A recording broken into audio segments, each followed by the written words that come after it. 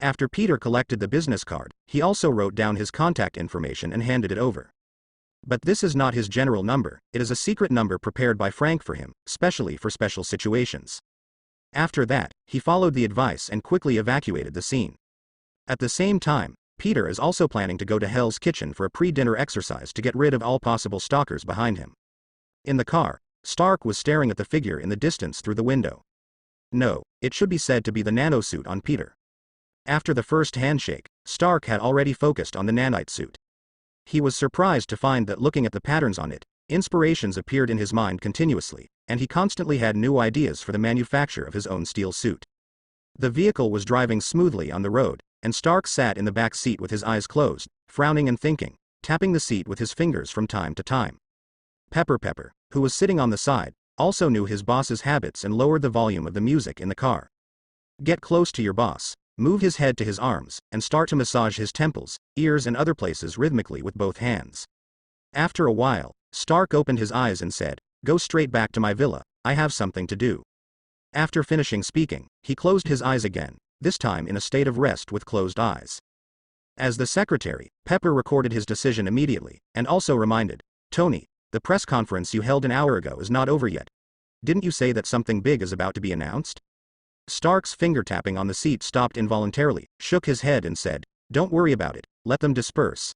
As for the big thing, there is no rush at this time, I will talk about it later." But, before the words were finished, Stark knew the next topic. "But I also understand the embarrassment of my secretary. After all, the stubborn old men on the board of directors are still a bit difficult to deal with." After thinking for 3 seconds, he suggested, "It's really not possible, you come forward instead of me, and I leave everything to you." Speaking of this, Pepper didn't ask any more questions. After years of getting along, she already knew how to handle this matter and the bottom line. On the other hand, Peter went to Hell's Kitchen specifically, although it is not clear how many people are behind him. He still guides the direction very carefully in it, creating coincidental encounters for them again and again, and establishing an unforgettable friendship between them.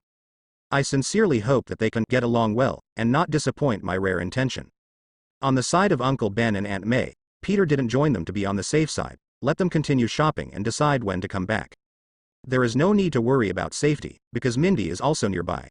After meeting Uncle Ben and his wife, she sent a text message to report that she and Jessica were watching. After visiting Hell's Kitchen, Peter also took a trip to Brooklyn, making a detour back to Queens as much as possible. As a result, after this operation, Peter found that he was the first one to return home. The first reaction was that Aunt May and the others wanted to comfort their frightened hearts with shopping, and the middle-aged man, Uncle Ben, had to work harder. After all, he was the only man among the 4 of them, so he must be the one to take things, and he definitely couldn't escape. As a nephew, Peter could only pay his respects with the saddest heart.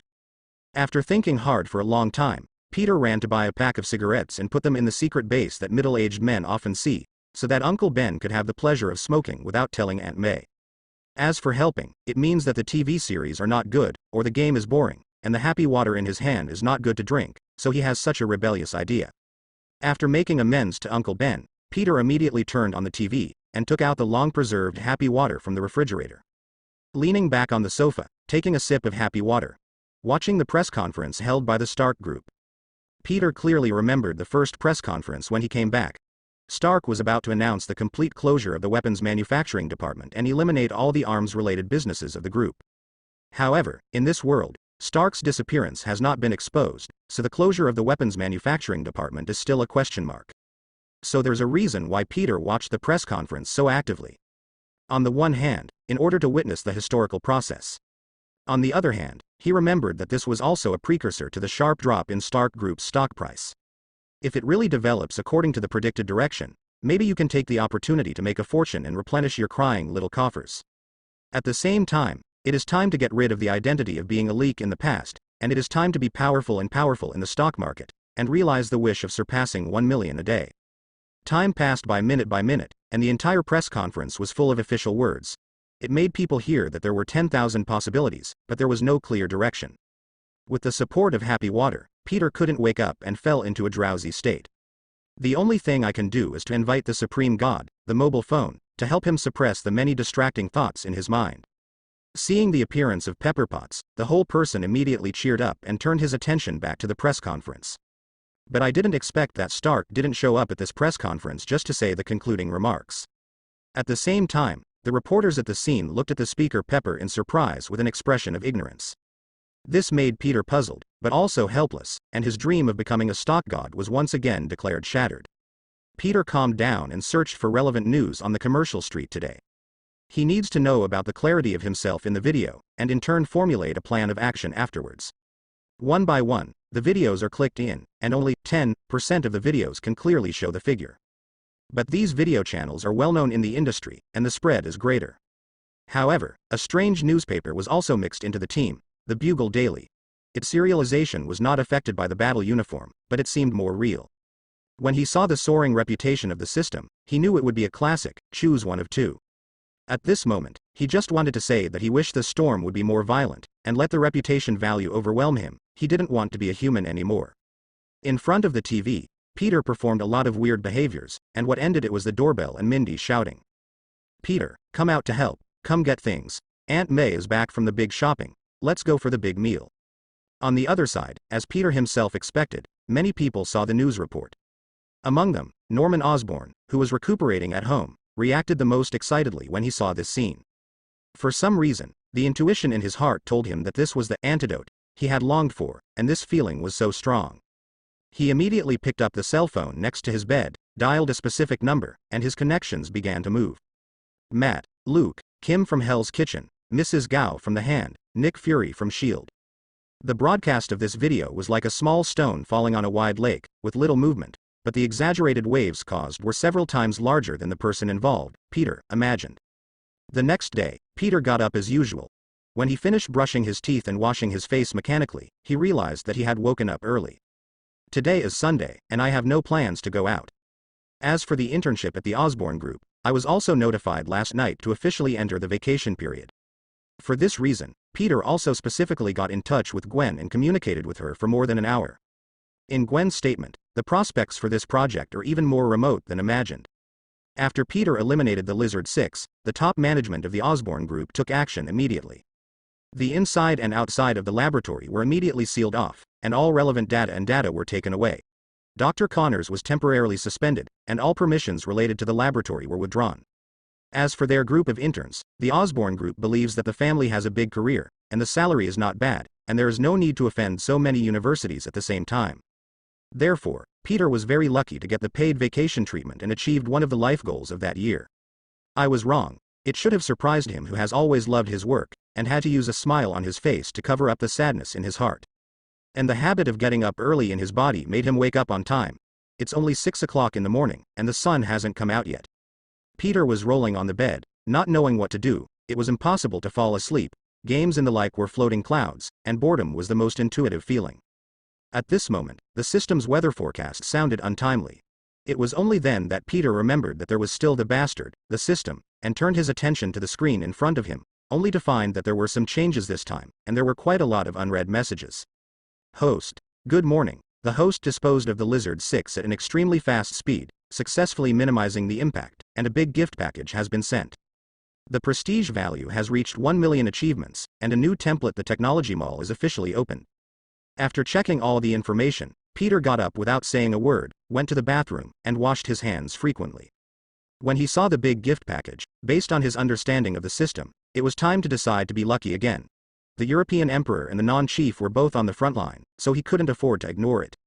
After a set of procedures, Peter sat on the throne with confidence and clicked to open.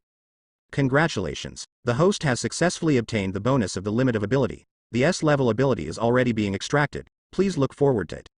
Before Peter was happy, the next sentence surprised him. A dazzling scene appeared. After Peter scolded, he stopped making a sound and chose to wait quietly. The ability of the inhuman shockwave has been extracted, and is merging with the host, and the host's physical strength is being extracted. Hearing this, Peter looked at it with a blank face, and his eyes spoke, "Dance, keep playing music, keep dancing." A sense of weakness hit him, and he just wanted to use this to fall asleep again. After the fusion is complete, please understand the mystery of it with your heart. Unfortunately, the mechanical sound of the system sounded again, interrupting Peter's sleep and allowing him to enter an extremely exciting fighting video. He exists from a third perspective, watching the actions of the protagonist in it, and when he raises his hand, he can attack in a large area. With one punch down, it is a landslide, a crack in the ground, a mountain is opened when a mountain is encountered, and a water is split when a water is encountered. In one word, reckless. Although Peter's blood was boiling, he was very clear that this was only the final effect and had nothing to do with him. Then ask a rhetorical question. That's it. Your level is not good enough. Peter suddenly lost interest. This is the loneliness when no one is in line, the invincible loneliness. Open the capability table and carefully query the integrated capabilities. Phoenix Fruit, 30%, Shockwave, 10%, as expected. I still develop it myself, and I don't know when it will be able to have the power in the video. Peter was full of disgust, but he still chose to open the virtual training room. With the new ability in hand, he wanted to exercise a lot. After all, he is the eating guy in the future, so he should. What's more, with millions of prestige points in his body, today he is going to be aggressive. Still choose the old opponent, the familiar Uncle Wolf. Peter came out of the virtual training room with a happy expression on his face, full of gratitude for himself who washed his hands just now. The absolute emperor of Europe is now in the world. No, it should be God and a series of big bosses. For this ability, Peter shouted very proudly, "It's so fragrant, who else? I will hit 100. Although there are only shockwaves between fists and feet, it perfectly makes up for the lack of critical strikes. 3 minutes ago, Uncle Wolf was playing in full swing, a completely oppressive victory. As for after 3 minutes, Uncle Wolf, relying on his extraordinary experience, had a meal. This is another story, so I won't repeat it here. If they had this kind of ability yesterday, they would not need to make weapons on the spot at all. A set of combined punches would be enough to make the Lizard 6 kneel down and call Dad. He has already entered the state of being insane, not even letting himself go, scolding his decision-making yesterday, which is simply gimmicky and has no practical effect at all. Peter fell into an endless fantasy state, and it was Aunt May, an angel who appeared in time to wake up his nephew. Peter, wake up, it's time for breakfast, it's almost 10 o'clock, if you don't come down to eat, you'll damage your body, and you'll have a stomach problem by then. The familiar voice and the familiar process brought the crazy Peter back to the world immediately, and quickly responded, "Here we are, Aunt May, I'm coming down here." Although the time is only less than 9 o'clock, these are irrefutable. In front of the 3 meals, Aunt May is the god who holds the power of life and death. A carp rolled up and went straight downstairs. Under Mindy's laughter and Uncle Ben's teasing eyes, he sat at the dining table and waited for Aunt May to feed. After breakfast, Peter and Mindy started their daily killing session. During this period of time, Peter had a slight upper hand and became Mindy's governess. The middle school tutorial has been replaced by Aunt May's elementary school tutorial, saying that it is to cultivate a learning thinking. In this regard, Peter obeyed his orders, and Aunt May did whatever Aunt May said. Anyway, it was a key point that could be used to attack. At the same time, he took the initiative to provide Aunt May with the educational treasure book T-High Tactics. The reason is to let Mindy improve his learning progress as soon as possible. It was almost noon, and Peter was happily helping to correct homework after class, preparing to explain these wrong questions to Mindy. The phone rang, and Peter picked it up to see that it was a call from another secret number. The first reaction was Tony Stark, but the phone number displayed was different from the one on the business card. Peter came to the balcony, connected suspiciously, and asked, "Hello, sir, who is it?" "Hi, it's me, boy, are you free this afternoon?" Tony Stark was on the other end of the phone. "It may be available, it's not clear yet." When Stark heard the hesitant voice, he remembered the particularity of the number checked, and instantly understood the meaning. Emphasized. "Don't worry, just come to my house, we can communicate with each other." Finally, Peter agreed and replied, "Okay, I'll be there on time." After the call ended, Peter was unavoidably a little nervous. After all, this is Tony Stark, a rich man with a net worth of over tens of billions. He personally invited him. This feeling cannot be described in words. In this situation, Peter consciously began to take deep breaths, let himself enter a calm state, and slow down his thoughts. In the end, he decided to explain the wrong question first. Presumably Mindy will be very moved, so dedicated. Mindy on the side of course looked surprised, originally thought that this rookie was going to go out, and he was about to get out of the sea of misery. Unexpectedly, this dog thief would use her as a regulator, and in a fit of rage, he wanted to knock off the table and go forward to kill this damn annoying rookie. But all these thoughts are useless under Aunt May's gaze, and Mindy can only use the legendary eye-killing technique. Peter naturally sat on the chair calmly about this, and talked about the topic in an orderly manner. At most, he showed a few concerned smiles, and he absolutely did not intend to provoke. At lunchtime, with Mindy's cannibalistic eyes, Peter finished eating in 2 or 3 strokes, and he didn't dare to stay any longer, for fear of something serious.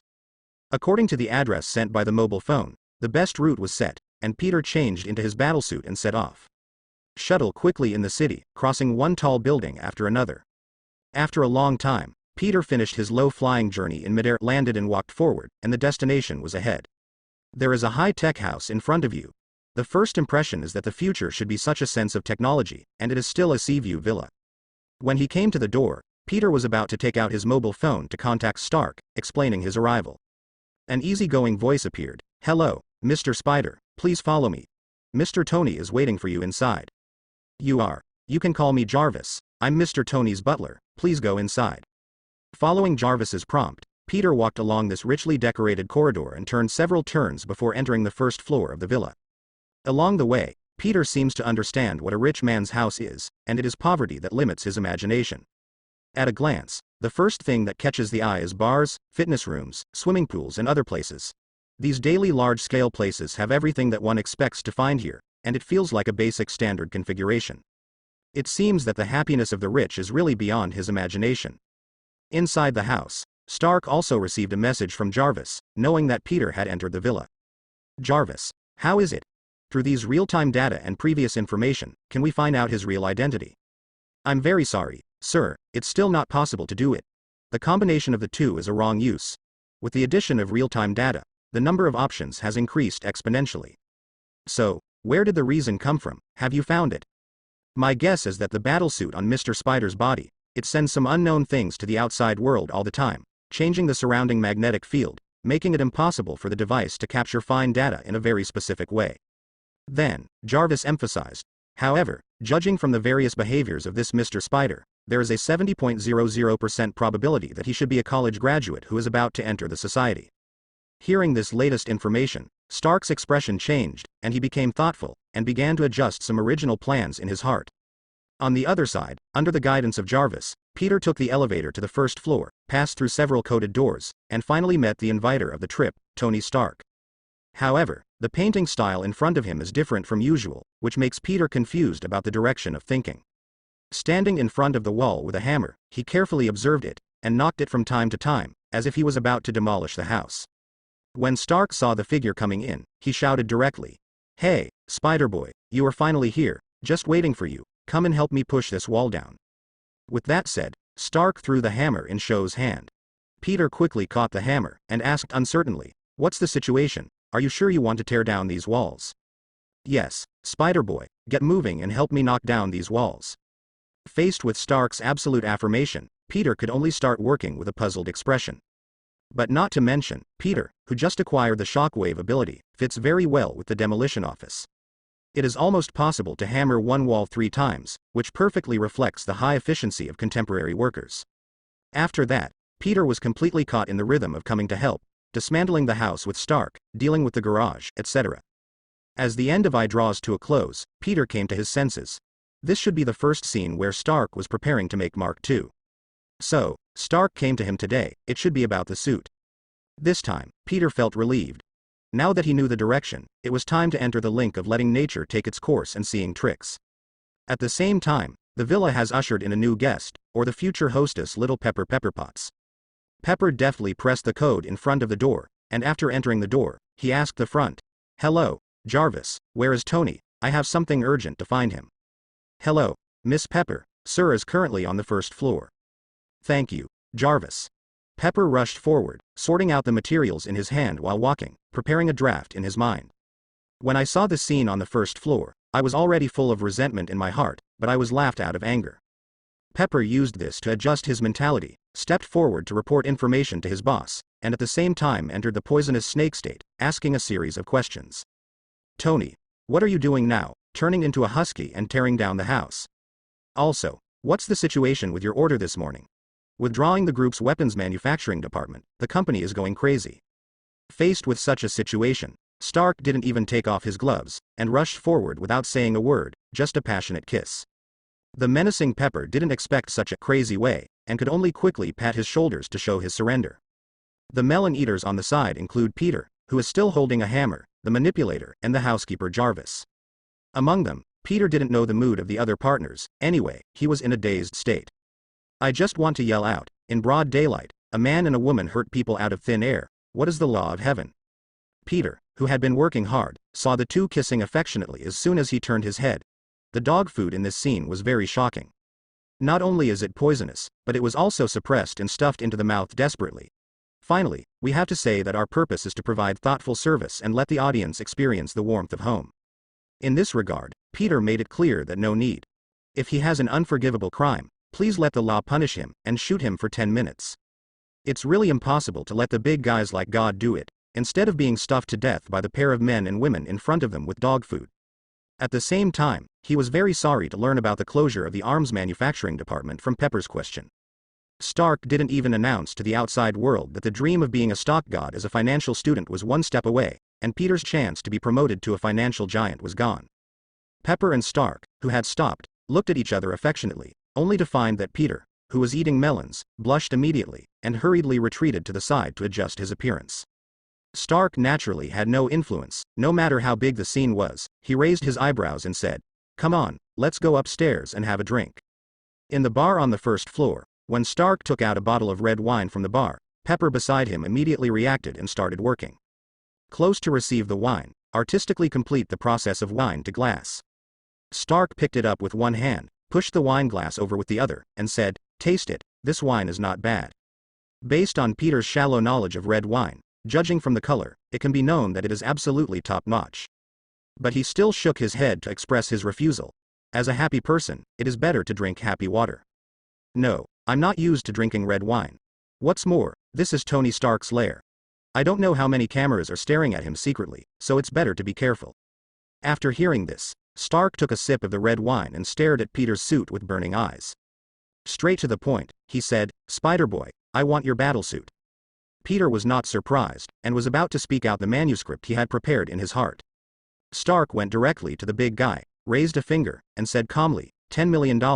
This is the first step, and there will be more to follow. Hearing this, everyone present fell into silence. A hint of surprise flashed in the eyes of Pepper, who was quietly listening, carefully observing the micro-expressions of his boss. From his firm eyes, Pepper was relieved, and understood that Stark had other plans, and the next step was to cooperate. Looking at the silent Peter, Pepper didn't feel surprised. If she didn't know the habits of her boss, she would have suspected that the Stark in front of her was a fake. Such an upstart attitude is really rare. But in this way, Pepper's worries intensified instead. Combining this situation with the order to shut down the weapons manufacturing department this morning, it can be seen how big the crisis was that made his boss change so much. Peter also stopped talking at the corners of his mouth immediately, and stared at the red wine on the table, feeling very surprised. This is completely out of Stark's character. A word of complaint even flashed in my heart, as long as there is a peanut, I won't be so drunk, it's a mistake to drink. Stark, I'm going to disappoint you. I'm just a user, not an owner, and I can't transfer it.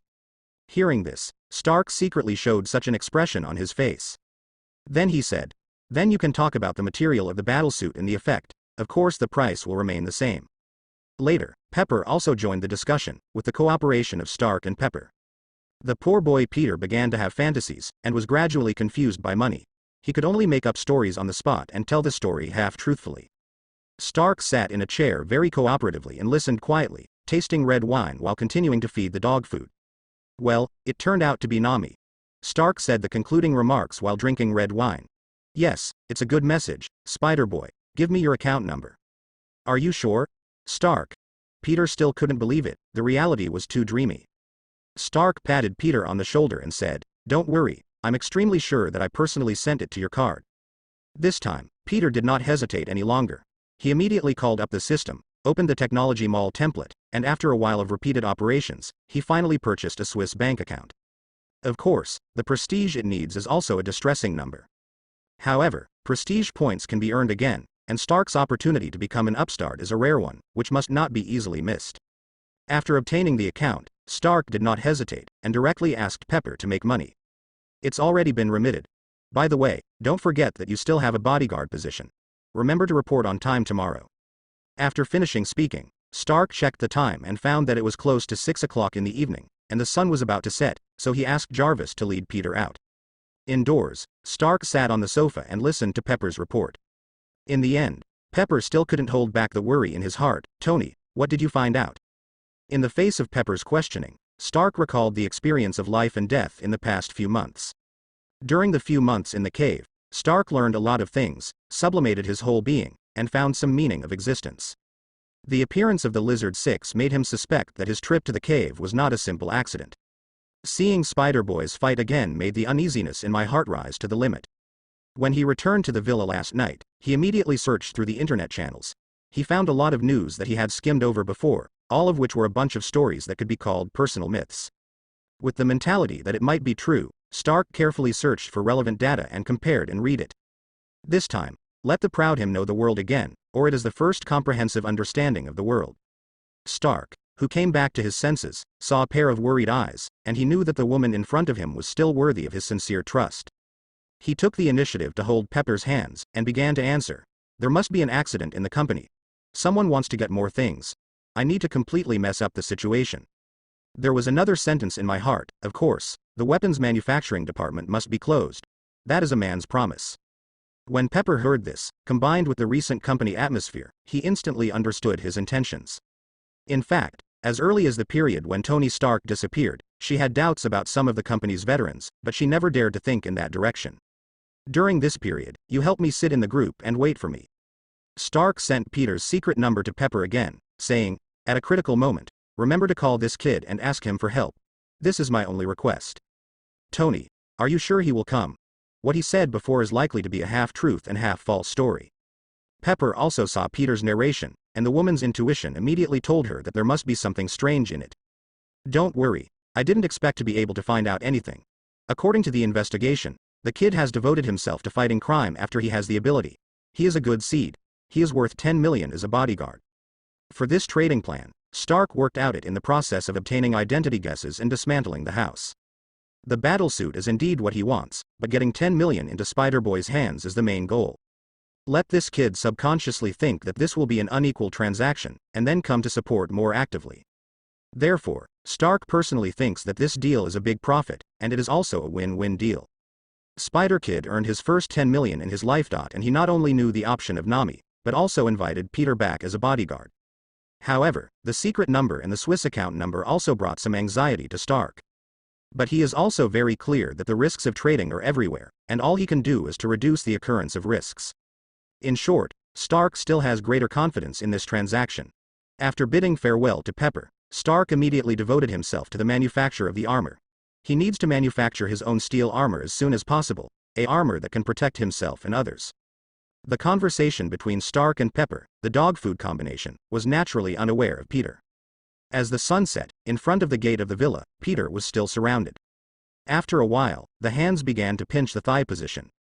The arrival of the painful reaction in the thigh and the text messages received by the mobile phone brought Peter back to reality gradually. He tried to think from various angles, but failed to find the reason for Tony Stark. At present, the whole person is still in a dazed state, and embarked on the journey home. The brain is beginning to recall the past years. At the beginning, it always shouted a small goal of 1 million yuan, but in fact, at the most glorious moment, there were only tens of thousands of yuan in hand. The vast majority of the time for bank accounts, there are 6-digit pins guarding 3-digit balances, or even 2-digit numbers. It is simply the truest portrayal of youth and poverty, saddened by those who hear it, tears shed by those who listen to it. But now that Peter has turned over from a salted fish and has become a rich man worth tens of millions, he is starting to feel a little worried. However, Peter quickly put these troubles behind him and gradually fell into the entanglement of happiness. The great blueprint of the game seems to be able to be restarted, Aunt May's cosmetics can also be updated, and Uncle Ben's commuting car should also be replaced. Fast forwarded to the picture of enjoyment in his mind, when he wanted to make Mindy a winner in life, with a room full of homework. Sure enough, people will always become the person they hate the most. The life of the rich is really ordinary and boring. Ha ha ha. In midair, Peter couldn't help laughing again, adding a bit of strange color to the dark night. A call came, interrupting Peter's imaginary journey. Peter, where are you? I'm still outside, and I'm rushing back home. What's the matter? It seems that something is going to happen on my side. Come here quickly. In the special training warehouse, Dad, Uncle Frank, and Daredevil Matt are all drunk. Jessica and I are the only ones who have a hard time controlling the situation. After Peter heard it, he was at a loss as to how the group of Mindy, Jessica, Big Daddy, Frank, and Matt got together. He quickly replied, I'll rush over right away, you try to stabilize the situation and hold on. Launched the spider silk to the upper right, jumped up to the top floor, and quickly determined the new direction. Peter plucked strands of spider silk, turned on the full speed mode, threw his body out to the maximum extent, and moved forward parallel to the ground. In the training warehouse on the other side, Mindy put down his phone and looked helplessly at the three drunk men in front of him. Just now, the three of them almost started fighting. With the persuasion of Mindy and Jessica, the trio was temporarily stabilized. Mindy turned around and said, "Thank you, Jessica, it's lucky to have you here, otherwise I really can't persuade these people alone." "It's okay," Jessie reminded, "but when will Peter arrive? Next time we really won't be able to persuade him." Regarding this question, Mindy also had an uncertain tone. "He is coming, we should hold on for a while." No, a new round of scolding has started again, and the scene is a mess. Mindy felt very headache. Although it was said that this reunion was arranged by her alone, she did not expect it to be in this direction. "I can't help but think back to the ins and outs, and find out where the problem is."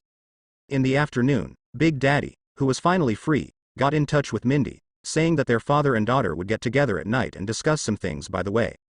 Although Mindy is aware of the deep meaning behind Big Daddy, after Aunt May's training, she has no previous resistance to the school, plus Jessica's request. There is actually another important reason why Mindy decided to go to the appointment. She hasn't seen her father for more than a month, and she really misses her a little bit. After dinner, Mindy and Aunt May explained where they were going. They brought all their weapons and equipment, rode on a motorcycle, picked up Jessica on the way, and the two went to the special training warehouse together. As a result, when he came to the special training warehouse, Mindy found that his father was confronting someone, and he was still a familiar figure, Frank the Punisher and Matt the Daredevil. Seeing this imminent situation, Mindy hurriedly stepped forward to stop the confrontation and avoid the start of the war. Then Big Daddy saw the wine in Frank's hand, and the three of them drank like that. The next thing is the current bad scene. According to this rhythm, the three of them are about to enter the stage of free fighting. The more I think about it, the more angry Mindy becomes. There is an impulse in her mind, she wants to. Fortunately, at this time, from Shishin, the rescuers who called over the phone have arrived. Peter ran all the way in the midair of the city. It took less than 10 minutes to cross 2 districts to the special training warehouse. Surprise and surprise were Peter's first feelings, and he found that the scene in front of him was indeed a bit difficult to handle. Everyone smelled of alcohol, they fought chaotically, and cursed at each other. The anger all over their bodies was genuine. During the observation, Frank, who was the calmest in my impression, drank the most exaggeratedly, completely 1 against 2. Under his persuasion, Big Daddy had no power to resist and staggered around. Peter immediately sent out the blue flame spider silk to the trio, exerting its calming effect. After some manipulations, the 3 drunks finally managed to wake up. "Sorry to trouble you again, Peter." Seeing Frank lying dead, the whole person is synonymous with sadness. Peter clearly found the source, and immediately turned into a chicken soup master, hoping to solve this situation and prevent everyone from breaking up in the end. From the intermittent narration of Frank and Matt, Peter roughly sorted out the cause of the incident. Mainly because Frank suspected that his daughter was not dead, but was just hidden. Frank, who just came back from abroad, after being conditioned by Peter's blue flame spider silk, his body has recovered 70% to 80% of his strength the next day. He immediately rushed to the local kitchen, found Daredevil Matt Murdock, who was a lawyer by day, and asked him to fulfill his original promise. At the same time, coupled with the investment of money, Matt's friend and partner Fergie Nelson thought it was a big deal. Considering Matt from all aspects, or an excuse to block his hesitation. For 2 days and 1 night, Frank and Matt devoted themselves to the search. First, second, third. The two set off waves after waves in Hell's Kitchen and other areas, but the final result was extremely unsatisfactory. Not only did they not find anyone, but they maximized the possibility of death. As the saying goes, the greater the hope, the greater the disappointment, coupled with the provocations of some people on the way, and the abuse of family members. The painful Frank directly turned into a grim reaper, killing all major gangs. In the face of the furious Punisher, Matt also failed to stop his killing journey. At the end, Matt had an idea and offered to drink away his worries, hoping to delay his action. It happened that the chosen location was the training warehouse. After Mindy's arrival, the hardworking pair of Big Daddy and Frank drank first, and finally Frank directly pulled Matt in. As for Matt's situation, it is mainly related to Frank's killing spree, and his own beliefs do not allow Matt to stand idly by. Big Daddy confronted Frank because he mentioned Mindy's childhood education. Faced with this situation, Peter's chicken soup is naturally useless at all, and he can only quickly change his coping strategy. Peter recalled the interaction between Mindy and Frank, and the inspiration flashed by, and Mindy's education would be the best breakthrough. Find a helper, Big Daddy, and hint in his ear. Ginger is still old and hot, and the Big Daddy instantly understood Peter's intentions, and of course he was very happy to see that. He thought that there was indeed a little mistake in Mindy's childhood education. Therefore, it is very necessary to restart the road of education, and it also requires a lot of energy and time, especially for Mindy. So, with one more helper, wouldn't there be one more person who will take the blame? The Peter brand black pot has not been used very well recently, and perhaps the new brand will bring new windfalls. After making the decision, Big Daddy quickly took action, went out of the mountain himself, pulled Frank to a corner, and began to discuss about Mindy's education. At this time, Mindy also felt a bit of coolness, but he didn't think too much, just speculated that the weather had become cooler. She still doesn't know that the following life will usher in a darkest moment, and the culprit is the rookie specially trained by herself, Peter Parker. When Big Daddy took Frank away, the scene in the warehouse suddenly became harmonious. Jessica, who had been waiting for a long time, stepped forward under the encouragement of her friend Mindy. He said, "Peter, I want to join you, and to fight crime with you." Peter was taken aback by this sentence, and his intuition told him that 9 out of 10 of them were due to Mindy. Looking at the positive Jessica in front of him, one could see her firmness from her eyes, but Peter felt that the painting style was extremely wrong. Is this still the female salted fish that he remembers being drunk all day long? She is so active and energetic, she is not the same person at all. It can only be said that the purple man is really a sinful person. A good young girl was forced to degenerate into a big salted fish. For this request, Peter did not refuse. It should be said that he was psychologically prepared for this. Not long ago, Mindy had talked with him, and Jessica's strange power had affected her daily life, and the purchase frequency of tableware and other items was greatly increased than before. Under Jessica's gaze, Peter gave his final answer: "If you've made enough preparations, Mindy and I welcome you anytime." After hearing this answer, Jessica threw herself at Mindy excitedly. The two embraced warmly, and unconsciously completed the circles that Mindy usually hates the most. After the two were excited, Peter suggested again, "But don't be too excited, you have to come to receive special training first, and now you are not qualified to start going out, everything is still unknown." Jessica nodded with joy and expressed full confidence. In this naive scene, Peter, an old senior, said silently in his heart, "You are so naive, kid."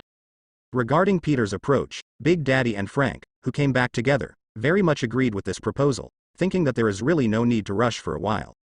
And Daredevil Matt, who has never had a sense of existence, also made a voice. He said, "In this special training, I can also come to help, and everyone can help each other." Peter was surprised, but he didn't say anything. After all, Jessica had changed so much, and Matt's enthusiasm was completely acceptable. In fact, Matt was attracted by Jessica's energetic answer. What's more, Frank may also participate, and such a good seed cannot be led astray. Afterwards, Big Daddy took out the food he had prepared earlier and announced the arrival of dinner. After eating and drinking enough, everyone dismissed the meeting and went back to their homes. This first gathering was safely over. Among them, Mindy went back with Peter. The Big Daddy had just received a text message, and there was still some work to be done, and he was going to the police station for a decisive battle at dawn. The next morning, Peter rushed out of the house in a hurry, holding a hooded trench coat and a whole mask in his hand. No mistake, the reason why Peter is in such a hurry is because he is going to be late. After returning from the evening, Peter began to sort out the things that needed to be purchased. In the end, he found out that he was dazzled by money, and he was so infatuated that he even dared to write the goal of a villa in the city center. In the second half of the night, it became deleted one by one. In short, I was entangled in the middle of the night and couldn't fall asleep for a long time. Therefore, I forgot the job that I just promised yesterday, the position as a bodyguard. Peter didn't remember this until Stark's smart butler Jarvis called to inform him. Then, there was a picture of running out of the house. The only thing I feel lucky is that I found a windbreaker with a hood and a mask in the room in a hurry. At the corner of the alley, Peter called out the battlesuit, and then put on the windbreaker and mask. The camouflage of the appearance was completed, and the strangest costume nearby was born. In broad daylight, Peter directly announced to take off, staged a soaring speed in midair, and was rampant along the way. When the third call came, Peter happened to arrive at the Stark Group headquarters building. As soon as he stepped into the first floor, a familiar figure appeared in front of him. It was the driver Happy Hogan, who should have been waiting here for a long time. Under Happy's leadership, take the elevator to the office on the top floor. After pushing open the door, I wanted to look for Stark, but I just saw Pepper, who was working. The sound of the door opening also alarmed Pepper. Looking at the unique outfit in front of her, she didn't know what to say for a while. Peter stepped forward to greet and said, "Hello, Miss Pepper, is there only one person?" "Good morning, Spider, because Tony hasn't come to the company yet, you are staying with me for the time being. What do you need to drink?" Pepper hurriedly retracted her wandering thoughts, put down the documents in her hand, got up and walked to the bar beside her, and asked. This answer and rhetorical question, Peter did not expect. "Well, just give a bottle of iced Coke, thank you." He took out a Coke from the refrigerator, and Pepper handed it over. "Okay, then you sit here first, and I will deal with some documents." Holding happy water in his hand, until this time, the thought of bodyguard flashed in his mind, combined with the situation at that time. He seems to have found the answer, the origin of the 10 million reasons. Then on the chair, Peter officially started his second internship, entered the working state, and started those days as a bodyguard in the Stark group. After a while, the office fell into silence, and there were only 3 voices in Peter's ears: Pepper's call, the signature of the pen on paper, and the review of the document. Other than that, there were no other voices. This environment is extremely unfriendly to sleepy people. In just 5 minutes, Peter dozed off 3 times. Having no choice, Peter chose to come to the virtual training room, and the battle of life and death officially started, and he wanted to fight 10 Uncle Wolves. Time passed quickly, and it was night in a blink of an eye. During this day, Peter unraveled many things about Tony Stark in the past. For example, in Tony Stark's Playboy period, why Pepper Potts was able to stand out and enjoy different treatment. Pepper gave the answer today. In addition to addressing basic physical hygiene and work needs, she has never left her chair and has been working. At the same time, it can also be confirmed that the previous bodyguard's thinking is the truth. For this, I can only say that it is worthy of Tony Stark's work style, and the city people really know how to play. As night fell, Peter spent his first day as an intern bodyguard like this, calm as water, without any accidents. But this calm, in Peter's eyes, is more like a precursor to a storm, which makes people feel uneasy. Before today, Peter also thought about disclosing information about his attacks abroad to Stark and other relevant personnel. But the development of many different things, as well as today's thinking, made him quickly wake up. This world is not so simple, it is not a one-on-one situation. Peter, who was off work, did not return home immediately, but deviated from the direction. It's not that he's drifting away, or that Aunt May can't hold a knife anymore. But due to many reasons, Frank decided to dedicate his secret base in Queens as a place for everyone to gather. This is the first day, and Peter needs to identify the road and enter some relevant information such as fingerprints to avoid oolong accidents. In the base, he was dazzled by this series of monitoring and defense arrangements, in a word, absolutely. After entering the base and entering the required information, the first thing I saw was Ming Dishang's loveless face. She was trying to make up for yesterday's homework. At this moment, Peter thinks that one of the 4 irons in life may be added: educating children, especially bear children. As the saying goes, the 4 heavenly kings usually appear together with 5 people. This is a fine tradition that cannot be discarded easily. At the same time, the corners of Peter's mouth couldn't help but want to laugh out loud, even though he controlled his expression immediately. It's a pity that it was still a step too late, and was caught by the extremely furious and sensitive Mindy at the moment. Originally, it was suspected that this rookie had created the battle, but now it's a combination of old and new hatred. Facing the menacing situation, Peter could only surrender with his arms tied. In this regard, he did not do the right thing. He repeatedly deceived Mindy in education many times, and he never discussed it with him at all. After signing hundreds of unfair contracts, Mindy let go of his entangled hands, and also completed the art of changing his face, showing a mocking smile on his face. Apparently, Peter was being pranked again. After the previous teachings, Mindy has already seen a lot, and this time he directly used the information gap to go back and forth between Big Daddy and Peter. Through all kinds of obvious body language, Mindy performed the classic dialogue of, "Are you a fool?" in a pantomime way. The whole process perfectly reflects the characteristics of not being very harmful but extremely insulting. Regarding this behavior, Peter said that he, who has been promoted to a multimillionaire, should be tolerant. Therefore, he quickly added a job to his itinerary tomorrow. He had to go to the bookstore in person to buy Mindy's long-awaited Christmas present, a room full of homework. Under the call of the Big Daddy in the distance, the eye confrontation between the two, which was comparable to a world war, was temporarily interrupted.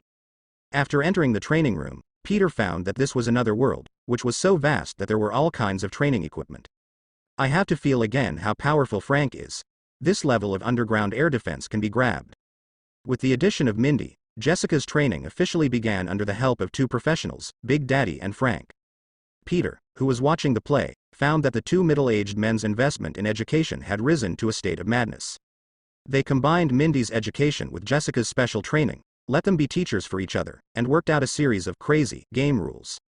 Turning yesterday's good girlfriend into today's enemy, but I have to say that this woman's fight is really interesting. However, Peter felt a little guilty again. This set of rules of the game is inexplicably familiar to me personally. In this regard, he will never admit that he sent the deeds of the major colleges and universities that thousands of troops passed the college entrance examination back then, last night to provide a reference for the Education Alliance.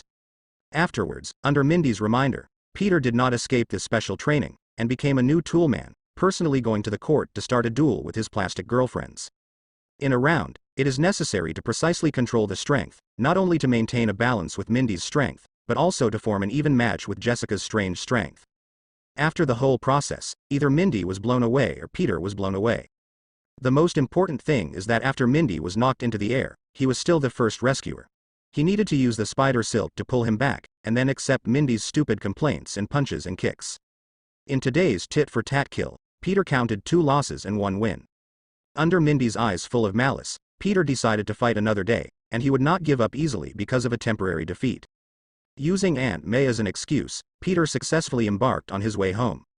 Time passed day by day, and Peter's daily trajectory was to move back and forth between home, the Stark Industries headquarters building, and the secret base.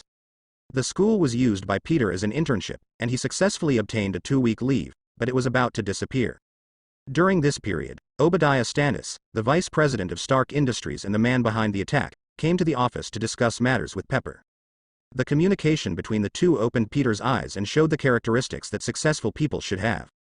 In his perception, both of them harbored great hostility, even a bit exaggerated, the feeling of wanting to put each other to death. Although the process was tit for tat, and the language of the two sides used the insinuation to the limit, the trend of the whole scene was calm. If it wasn't for Peter already knowing the final answer, it is estimated that the performance of the two of them would obscure the previous judgment in all likelihood. In addition, Phil Coulson, an agent of S.H.I.E.L.D., also appeared in Stark Industries recently, and came to Pepper to discuss some things from time to time. In this regard, Pepper's decision was to deal with it coldly, and gave the same answer reasonably: "I am not qualified to deal with it. I have to wait for the boss Tony Stark to come out before giving an answer." Peter consciously entered the state of eating melons, staying quietly aside, feeling the short-term tranquility. He is well aware that as time goes by, the patience of Obadiah Stane, the mastermind behind the scenes, is constantly diminishing. This battle has evolved into an existence like an active volcano, which may erupt at any time. As a person who entered the game, one of the tricks of the incident, Peter has relearned the Book of Life, EQ. At this point, he just needs to wait quietly and take the money to watch the show. Peter personally believes that Tony Stark, who is prepared, will definitely give his uncle a big mouth and announce the arrival of Iron Man to the world. A few days later, after returning home, after dinner, Peter went to a large shopping mall, preparing to make a big purchase, as a surprise for Aunt May. Then pull out Mindy, one more labor force, and let her relax by the way. After all, Big Daddy's Education Alliance is really too fierce, which makes people frightened. It's a pity that God, Satan and other big bosses probably couldn't understand this period of leisure time, so they received a video call. It turned out to be Tony Stark calling, and he went to the bathroom with a little doubt, and clicked to connect. The video showed images that Peter hadn't expected, with Stark's frail face in the hole in his chest that lacked a core being the first to come into view. Stark was trying his best to express his meaning: "Spider-Boy, I need your help, please go to the company quickly, Pepper is in danger." Before waiting for Peter's reply, Stark had ended the video call.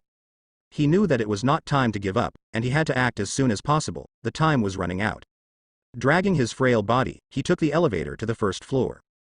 With the help of the manipulator, he successfully got the previously replaced arc reactor. Although Peter was full of doubts, he immediately acted. After explaining the situation to Mindy, let her deal with the purchased items, then turned and left. Thankfully, for this one big purchase, Mindy stuck to the high streets of Manhattan. On the way, Peter was thinking about the reasons for this situation in his mind, but he lacked relevant clues and finally gave up. In fact, another thought flashed through his mind: could it be that he had been honorably promoted and became the new poisonous milkmaster? In the secret laboratory, Obadiah Stane walked out of the car with a box in his hand, and looked back at the tall buildings of Stark Industries in the distance. He couldn't help but feel extremely ecstatic. The previous process was somewhat tortuous, but the result was still good. As long as tonight is over, he will officially become the true master of Stark Industries. He raised the box in his hand, which contained the source of life just taken away from his good nephew, and said silently in his heart, "Howard Stark, starting tomorrow, Stark Industries will officially change its name, and your own son, my good nephew, I have already reunited your family of 3, so you don't need to thank me." At this time, the arrival of a message made Obadiah's good mood disappear instantly. Pepper had just come out of his office. This information immediately made Obadiah furious if the data in the computer was transmitted. So even if he received the death information of his good nephew Tony Stark tomorrow, he still failed to become the new owner of Stark Industries. For many years of dreams, he absolutely does not allow any mistakes in the last step. A trace of murderous intent flashed in his eyes, and Obadiah quickly made a decision. My nephew will inevitably feel very lonely when he sees God alone. As a good uncle, he should actively provide help and let his wife accompany him. It can also welcome a new family member to long-lost friend Howard Stark. Notify the bodyguards under him to rush to intercept immediately, and delay as much as possible. Obadiah ran to the inside of the laboratory. He needed to be prepared with both hands. And the arc reactor has been obtained. A big guy in the laboratory will be the best deterrent. At this time, Pepper, who came out of Obadiah's office, was full of worry, and was calling the boss while walking outside. Around the corner, S.H.I.E.L.D. Agent Phil Coulson appears. He stopped Pepper and said sincerely, "Ma'am, Obadiah's bodyguards are here. Please follow us this way and go down the stairs." Pepper is also a sensible person, and quickly followed Coulson's pace and entered his team. Regardless of their goals, given past receptions, Pepper doesn't think its position could be any worse than Obadiah's desire to kill Tony Stark. At the same time, Pepper immediately sent a text message to Peter, hoping that her boss's instincts were correct. Under the leadership of the agent, everyone ran all the way, using the stairs and elevators in turn, and reached the first floor at the fastest speed, and the exit was just around the corner. In the corner, a silver-gray figure moved and charged at the running crowd. At the moment of starting, the whole floor seemed to jump up, and a burst of wind came from behind. The agent who came to the door reacted immediately, pulled his gun, turned around and fired, and the whole set of actions was smooth. It's a pity that the bullets have no effect on it, and they can't break through the defense at all. The team was defeated for a while, and several people were knocked into the air. The silver-gray robot in front of him is the Iron Overlord controlled by Obadiah, and he is also one of his followers. Looking at the dying crowd in front of him, Obadiah was very proud. He believes that in front of this armor, the group of shareholders who are like scumbags will definitely support it strongly, and by then the dream of many years will be within reach. Obadiah once again expressed his heartfelt thanks to the good nephew who was about to die in his heart. Without too much communication, he directly raised his right arm and let the 20mm caliber rotary cannon above it start to rotate. As for the possible damage, he said that Stark industrialists have a big business, and the maintenance cost is not bad. In the terrified eyes of everyone, meteors shot out one after another, piercing the void, making a sharp piercing sound. At this moment of crisis, Peter finally arrived. Immediately, the spider silk was activated to entangle the people who were about to meet the machine gun, and with one hand, he swung it back forcefully to get them out of the attack range. After this wave of operations, Peter used his attention to the limit and successfully resolved the fatal blow. And when the machine gun was fired, Obadiah couldn't control the joy in his heart anymore, and the extremely arrogant laughter continued to amplify through the loudspeaker, even covering the sound of the shells. Ha ha ha. He also thanked hypocritically, "Tony, my good nephew, I am very grateful to you. This will send Pepper to visit you. I hope that you will become a husband and wife under the witness of God. May you." Before he finished speaking, the situation changed instantly, which made Obadiah feel that the heaven was targeting him, and shouted angrily, "Bastard, go to hell." Raise the right arm of Iron Overlord, ready to turn off the engine again. Peter saw Obadiah's every move, and originally planned to let the people behind him leave to buy some time. Unexpectedly, this old senior turned out to be the type who didn't talk about martial arts, and would strike without saying a word. Fortunately, the people behind them were also experienced in many battles, and they quickly evacuated from the scene. In this regard, Peter, who has always respected his predecessors as his principal, naturally wanted to be beautiful as an adult, and offered a trip to hell for the seniors. As usual, start with the spider silk and aim at the eyes, head and other parts.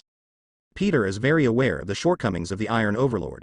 The manipulator, Obadiah, is a bald, middle-aged man with no fighting experience. Sure enough, Obadiah was completely unprepared for the first wave of spider silk, and temporarily lost his vision. Under the control of Obadiah, the machine guns made a mess everywhere they went. Peter approached quickly, and aimed a heavy blow at his right arm. As the saying goes, to hit a snake and hit 7 inches, First dismantle the weapons and equipment of the iron bawang and break its root. Under Obadiah's frantic operation, Peter successfully detached the cannon from his right arm. Obadiah is also a ruthless person. Sensing the attack of the dangerous aura, he directly fired anti-tank rockets from his shoulder. Let it explode at close range, successfully pushing Peter back temporarily and opening the distance between them. But Peter didn't hesitate and continued to attack forward. He has not forgotten that Iron Overlord's great advantage is that it can take off and change the battlefield at any time. This mobility cannot be brought into full play. But Obadiah fell into a dead end. He felt unusually angry and unwilling, and he was full of jealousy and resentment towards Tony Stark, a nephew. Why? The hero of his group, the veteran, has to be a subordinate for a brat, dealing with trivial matters. One bad memory after another emerged in his mind, causing the anger in Obadiah's heart to soar.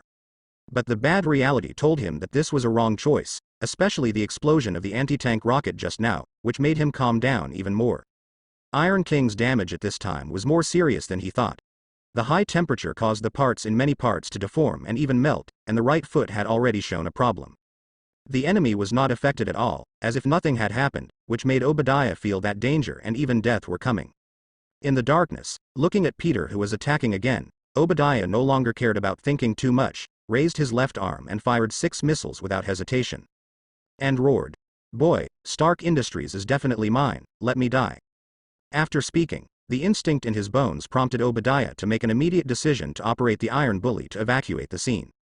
In the face of the sequential arrival of these 6 missiles, it is predicted that the final explosion location will be behind multiple load-bearing columns. Among the options of crawling out of the ruins and chasing after him later, Peter also quickly made a choice, swung the spider silk forward, and threw the missile into the air as much as possible. Boom, boom, boom. 6 loud noises were made, and a violent flame was produced at the moment of the explosion, forming waves of airwaves and smoke. The original movement has already attracted the attention of the nearby crowd, coupled with the top name of Stark Industries. Even Coulson, an agent of S.H.I.E.L.D., failed to persuade the audience who tried to eat melons. After a while, the reporters who stayed on site also rushed to the scene quickly, and gradually gathered a large number of people, full of curiosity about the situation in the hall.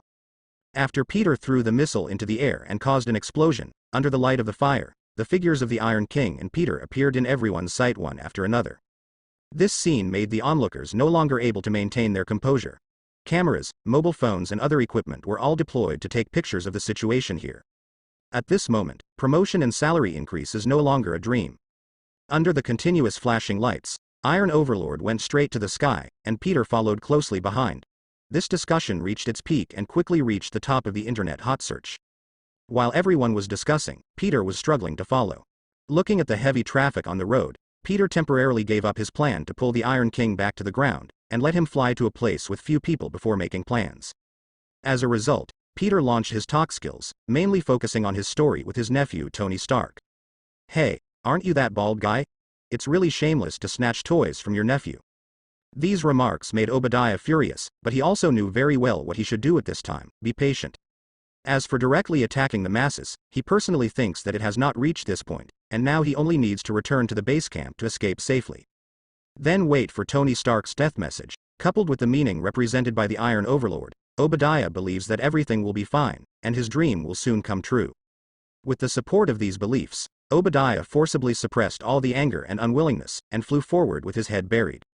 The goals of the two sides reached a certain level of agreement. When the two were living in peace, Peter just followed silently. It's a pity that the good times didn't last long, and accidents still appeared. A golden red figure descended from the sky, attracting Obadiah's gaze, and the ominous premonition in his heart became more and more serious. The moment he opened his mouth, he knew that he had guessed right. It was Tony Stark, that damned bastard. It was his own arrogance that did not do it himself. A series of negative emotions such as anger, unwillingness, and regret continue to appear, gradually eating away all calm thinking. At this moment, the anger in Obadiah's heart could no longer be controlled, and he directly stepped forward to stage an air battle with Stark. After a tug, the interaction between the missile and the decoy bomb, Iron King's right leg was seriously damaged again, but Iron Man was also caught, and both sides fell on the bridge in Manhattan. Sudden braking, collisions, rear-end collisions, serial car accidents, etc. appeared one after another. Hundreds of cars were affected, and the scene became panicked.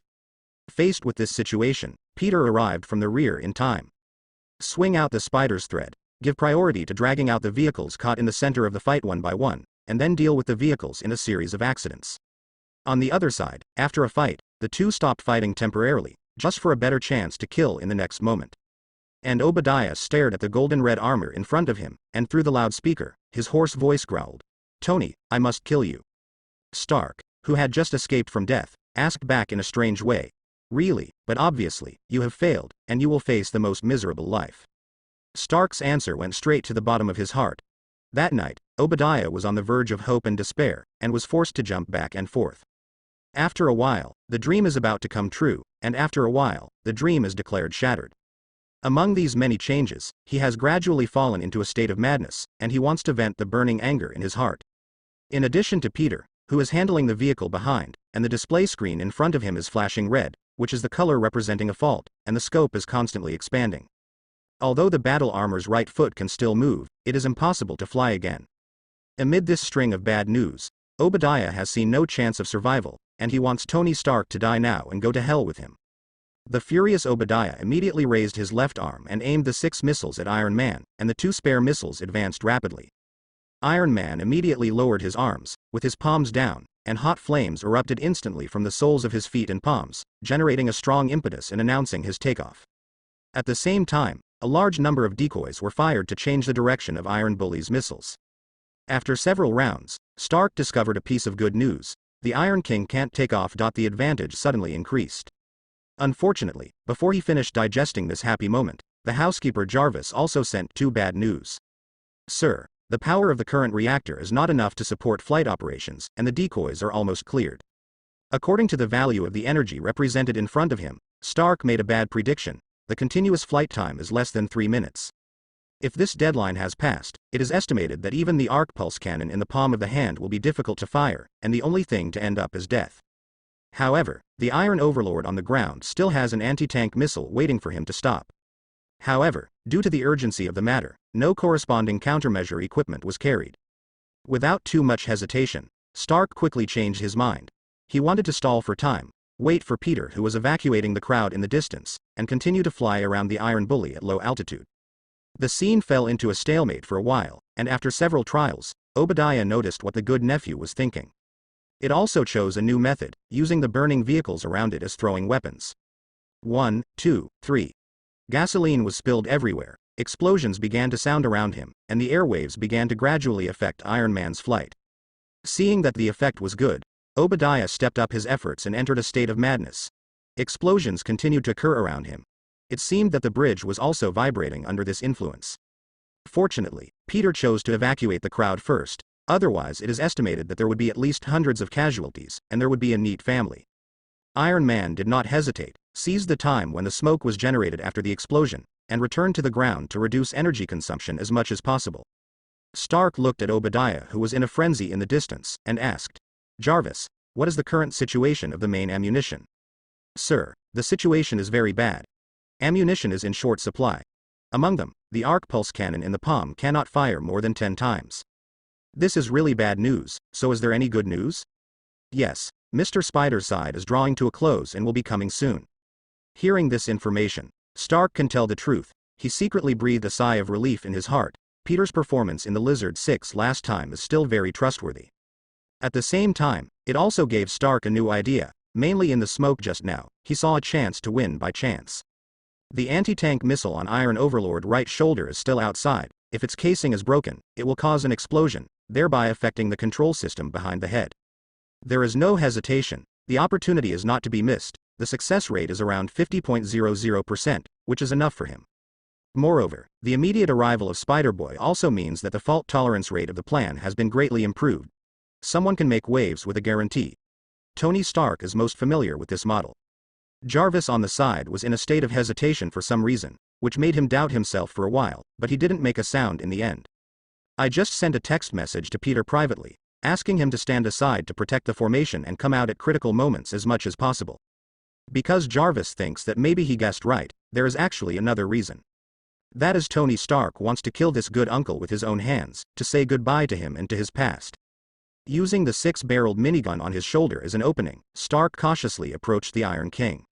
Unfortunately, Stark's plan failed, or this is a trap, a bait specifically for Tony Stark. Iron Overlord seized this opportunity and firmly grasped Iron Man with both hands. Looking at the nephew in his hand, the ecstasy in Obadiah's heart was uncontrollable. "I know you, Tony, you can't help it. As expected, go to hell with me, my good nephew." With such ridicule, Stark countered after receiving the communication from Jarvis. "But, are you really sure you won?" On the side, Peter, who was eating melons, saw that Iron Man was captured in the arms of the machine, so he knew it was time to do it. Grab the spider silk to jump, and complete the visual process of teleportation. Hearing this rhetorical question, Obadiah woke up in ecstasy, became vigilant, and subconsciously turned around to defend. But it has a weight of more than 2 tons, plus the lack of parts in many parts. In Peter's eyes, Iron Overlord reaction was really too slow, and his turning around was like a stuck video analysis. But for Peter, it was great news. The old man showed his shortcomings so generously, so Peter, as a junior, naturally wanted to take him by surprise. After a quick circle, focus on the joints and swing your fist. Punch after punch, parts were scattered everywhere, and many key parts were immediately declared completely scrapped. In the midst of Peter's jumping up and down, Stark also took the opportunity to escape from the clutches of the Iron Tyrant. Under Obadiah's roar and Stark's prompt, Peter started with a catapult and landed on the neck of the Iron Bully. Pointing at the circuit below with both hands, he yanked in brute force again. Countless parts were pulled up by Peter, accompanied by a burst of sparks and lightning. This time, the Iron Overlord completely lost his balance and hugged the ground. At a glance, many sparks erupted from various parts of the Iron Overlord, and Obadiah inside could be seen through the gaps. The sense of black technology that just came out of the laboratory before is gone now, leaving a first impression of a pile of scrap metal. On the other hand, Stark rallied, expressing that he must have eaten all the bait specially prepared for him. He taunted directly, "Obadiah, which laboratory boss is cutting corners and researching counterfeit goods? Are they used to collect junk? I can introduce business on behalf of Stark Industries." Desperate Obadiah was immediately dazzled by the brain, ready to launch the last anti-tank missile, to die with Tony Stark. The Iron Overlord raised the anti-tank missile on his shoulder again, but the lack of key parts made it impossible to launch it. "You've been tricked again, my good uncle, Obadiah." After finishing speaking, Stark activated the arc pulse cannon in his palm and injected all the remaining energy into it. It pierced through the metal shell of the anti-tank missile in an instant, reached the inside, and successfully detonated it. Boom. A loud noise appeared, and the Iron King once again achieved the goal of taking off, which was accompanied by Obadiah's screams, which also represented the official shattering of his dream. At the center of the explosion, the temperature exploded at this instant, soaring to thousands of degrees, triggering a series of reactions. The vehicles blocked on the road, almost converging into a river of gasoline, became the cause of the second explosion, adding more scenery to this scene. Peter, who watched the show, maintained a principle: real men never look back at the explosion. However, when he was retreating, he found Iron Man, who was motionless, and instantly remembered the problem of insufficient energy that Jarvis had reminded him of. He directly grabbed the spider silk, entangled it, and quickly left the murder scene. After all, with such a large-scale shock, the military, S.H.I.E.L.D., and other relevant departments are expected to arrive at the scene soon. Peter thought he couldn't handle it, so it was better to evacuate as soon as possible. If Peter saw Stark in the battle armor at this time, he would probably be shocked.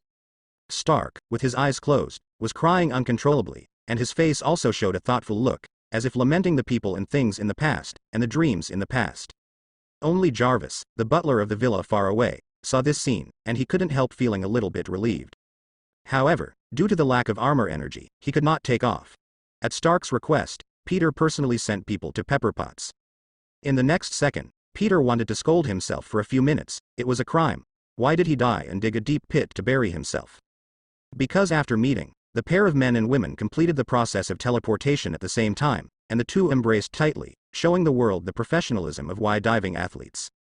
Peter felt that this was no longer dog food, but a pair of extremely sharp daggers, and every knife was directed towards the heart, which was too cruel. After sending a text message to Jarvis, Peter left quickly and couldn't stay any longer. If he continued, he would probably only get an ending. Everyone was forced to eat dog food, leading to a strange way of dying from fullness. Peter met Mindy on the commercial street. Instead of telling the whole story, he satisfied his curiosity. As for explaining why Dee didn't go back, it is of course Peter's credit. The reason is that in the recent daily killings, Peter frequently fell into a disadvantage, and was ridiculed by Mindy many times. After he couldn't bear it, he decided to use extremely cruel tactics outside the market. On a certain night, he introduced Aunt May to the Education Alliance, allowing them to communicate on the internet. The moment their plan came out, Peter had only one feeling: the time to suppress Mindy was just around the corner. Even felt a little bit too much, considering whether to stop it and help Mindy.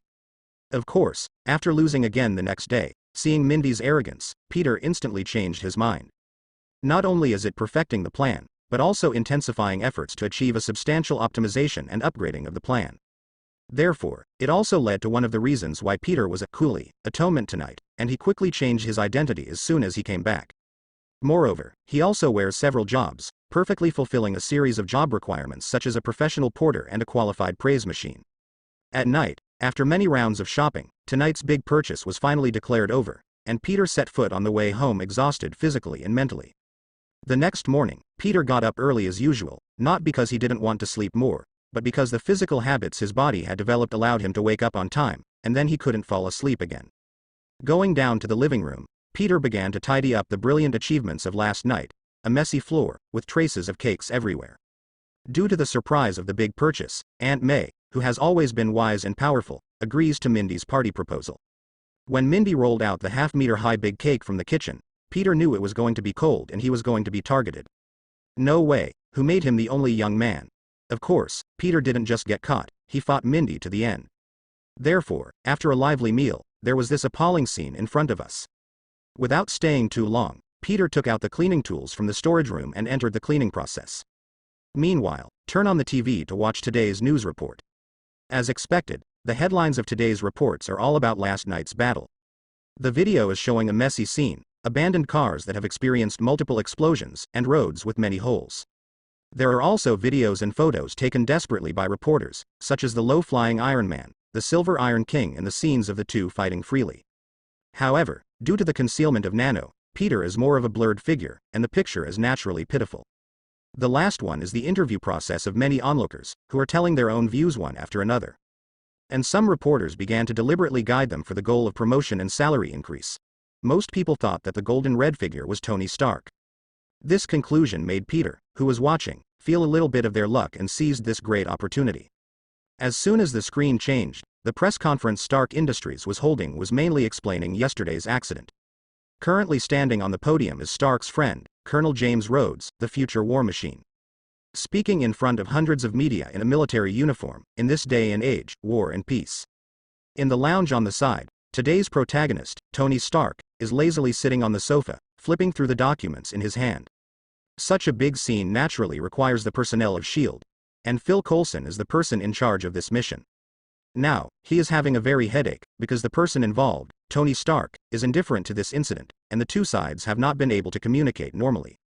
Coulson could only talk to the secretary Pepper Potts, and took out 2 full notes. Miss Pepper, please give it to Mr. Stark. This is the speech we prepared. You can read it according to the above later. Leave the rest to us.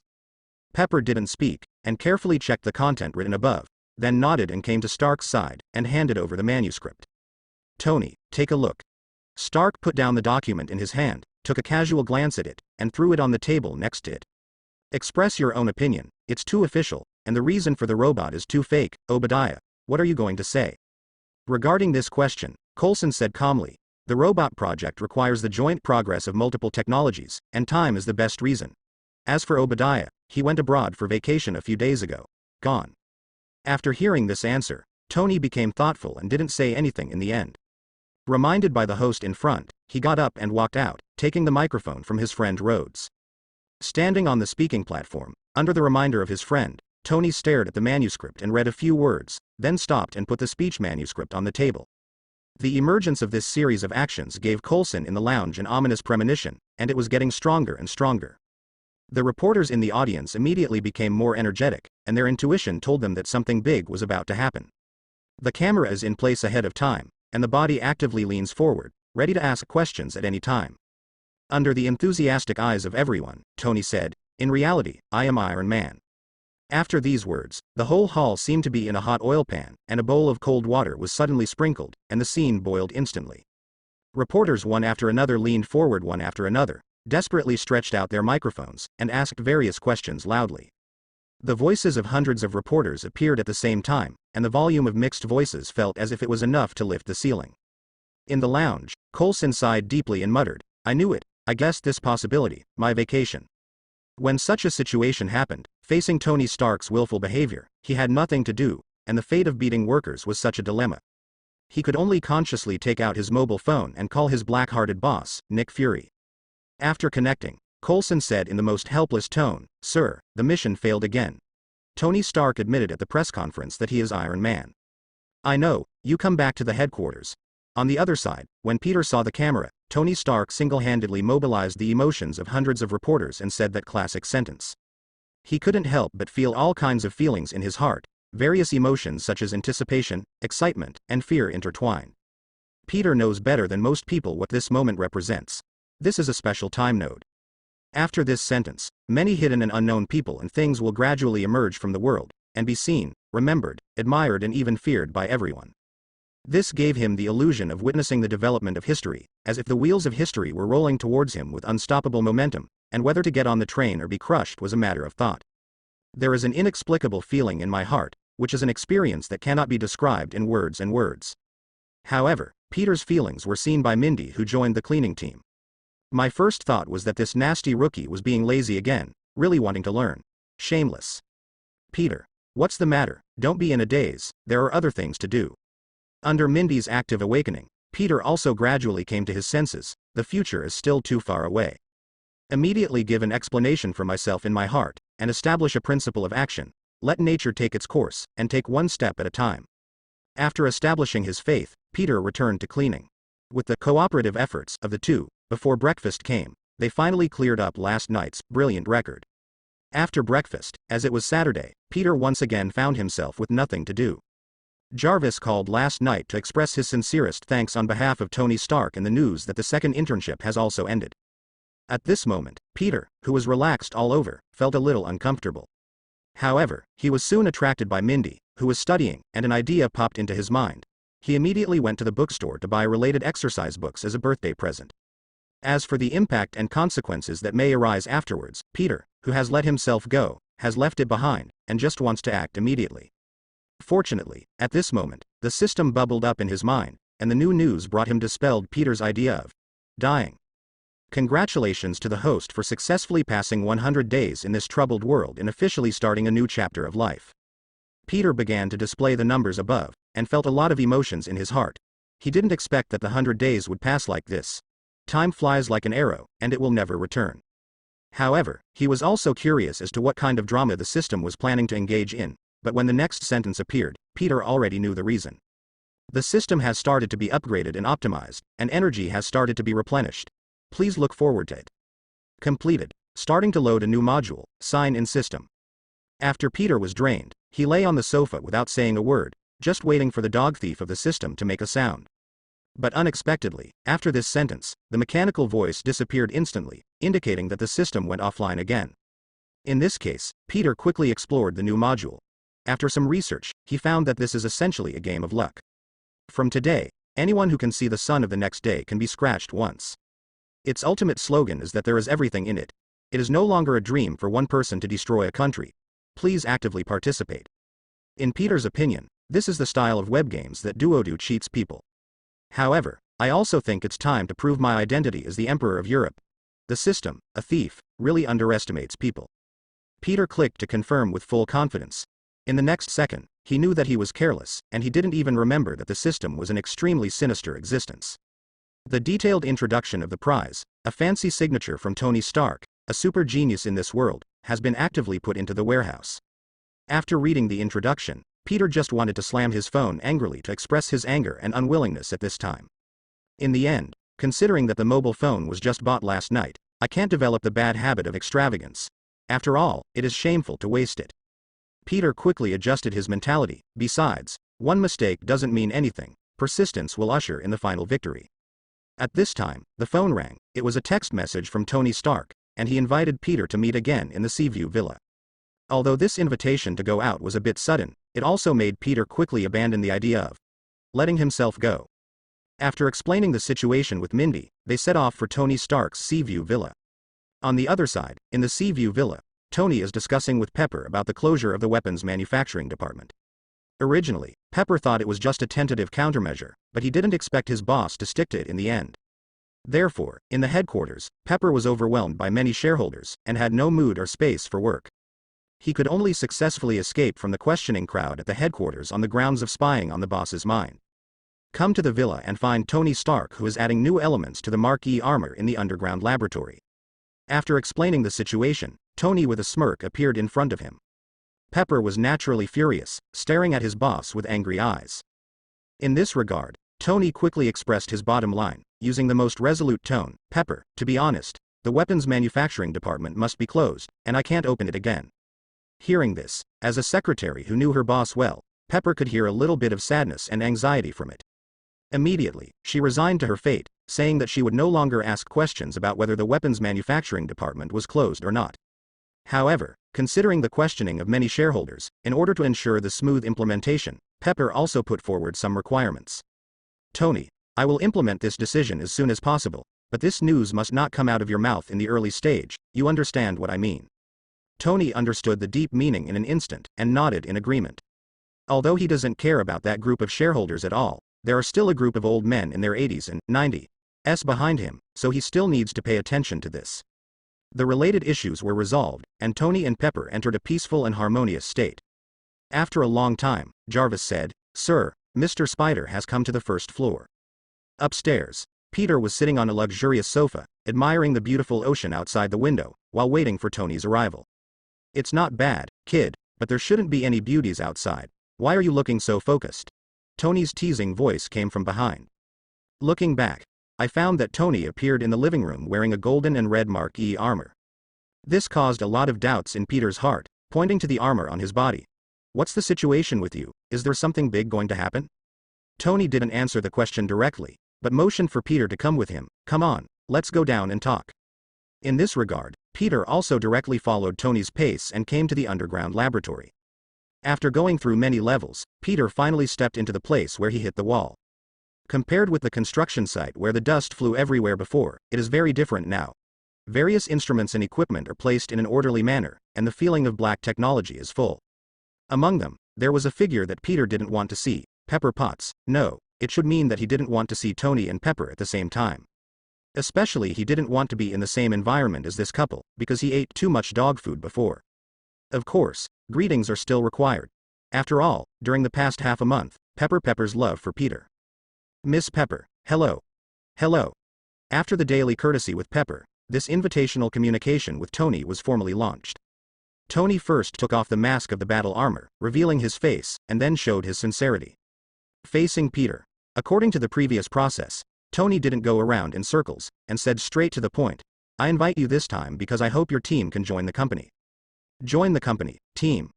The appearance of these two words made Peter confused, so he could only wait and see what happened and continue listening. Tony emphasized. It's not wrong. Your number and account both show your team. You can't hide this. You shouldn't deny it.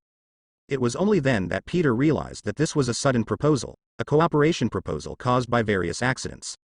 At this moment, Peter understood the situation and wanted to explain. But seeing that firm look in his eyes, coupled with recalling Tony Stark's past behavior style, he knew that the result would definitely be useless. It would only be used as a way to cover up, and listening quietly was the best choice. At the same time, I also understand that the reason why Tony wears the steel armor in the villa is to show his own strength and sincerity. Tony continued. We can help each other. You become employees of the Stark Group, and I can provide the latest technology products about Stark Industries. Looking at the pensive Peter, Tony gave himself a 80% mark for his performance today, and followed the plan perfectly. Tony has conducted in-depth investigations, and he has some clues about the number, but he has never found any clues about that account. And the attack on Pepper, and the uncontrolled rise of palladium in the body. These emergencies made the proud Tony quickly recognize his situation, and knew that he needed a certain amount of time to solve these problems and accumulate strength in his hands.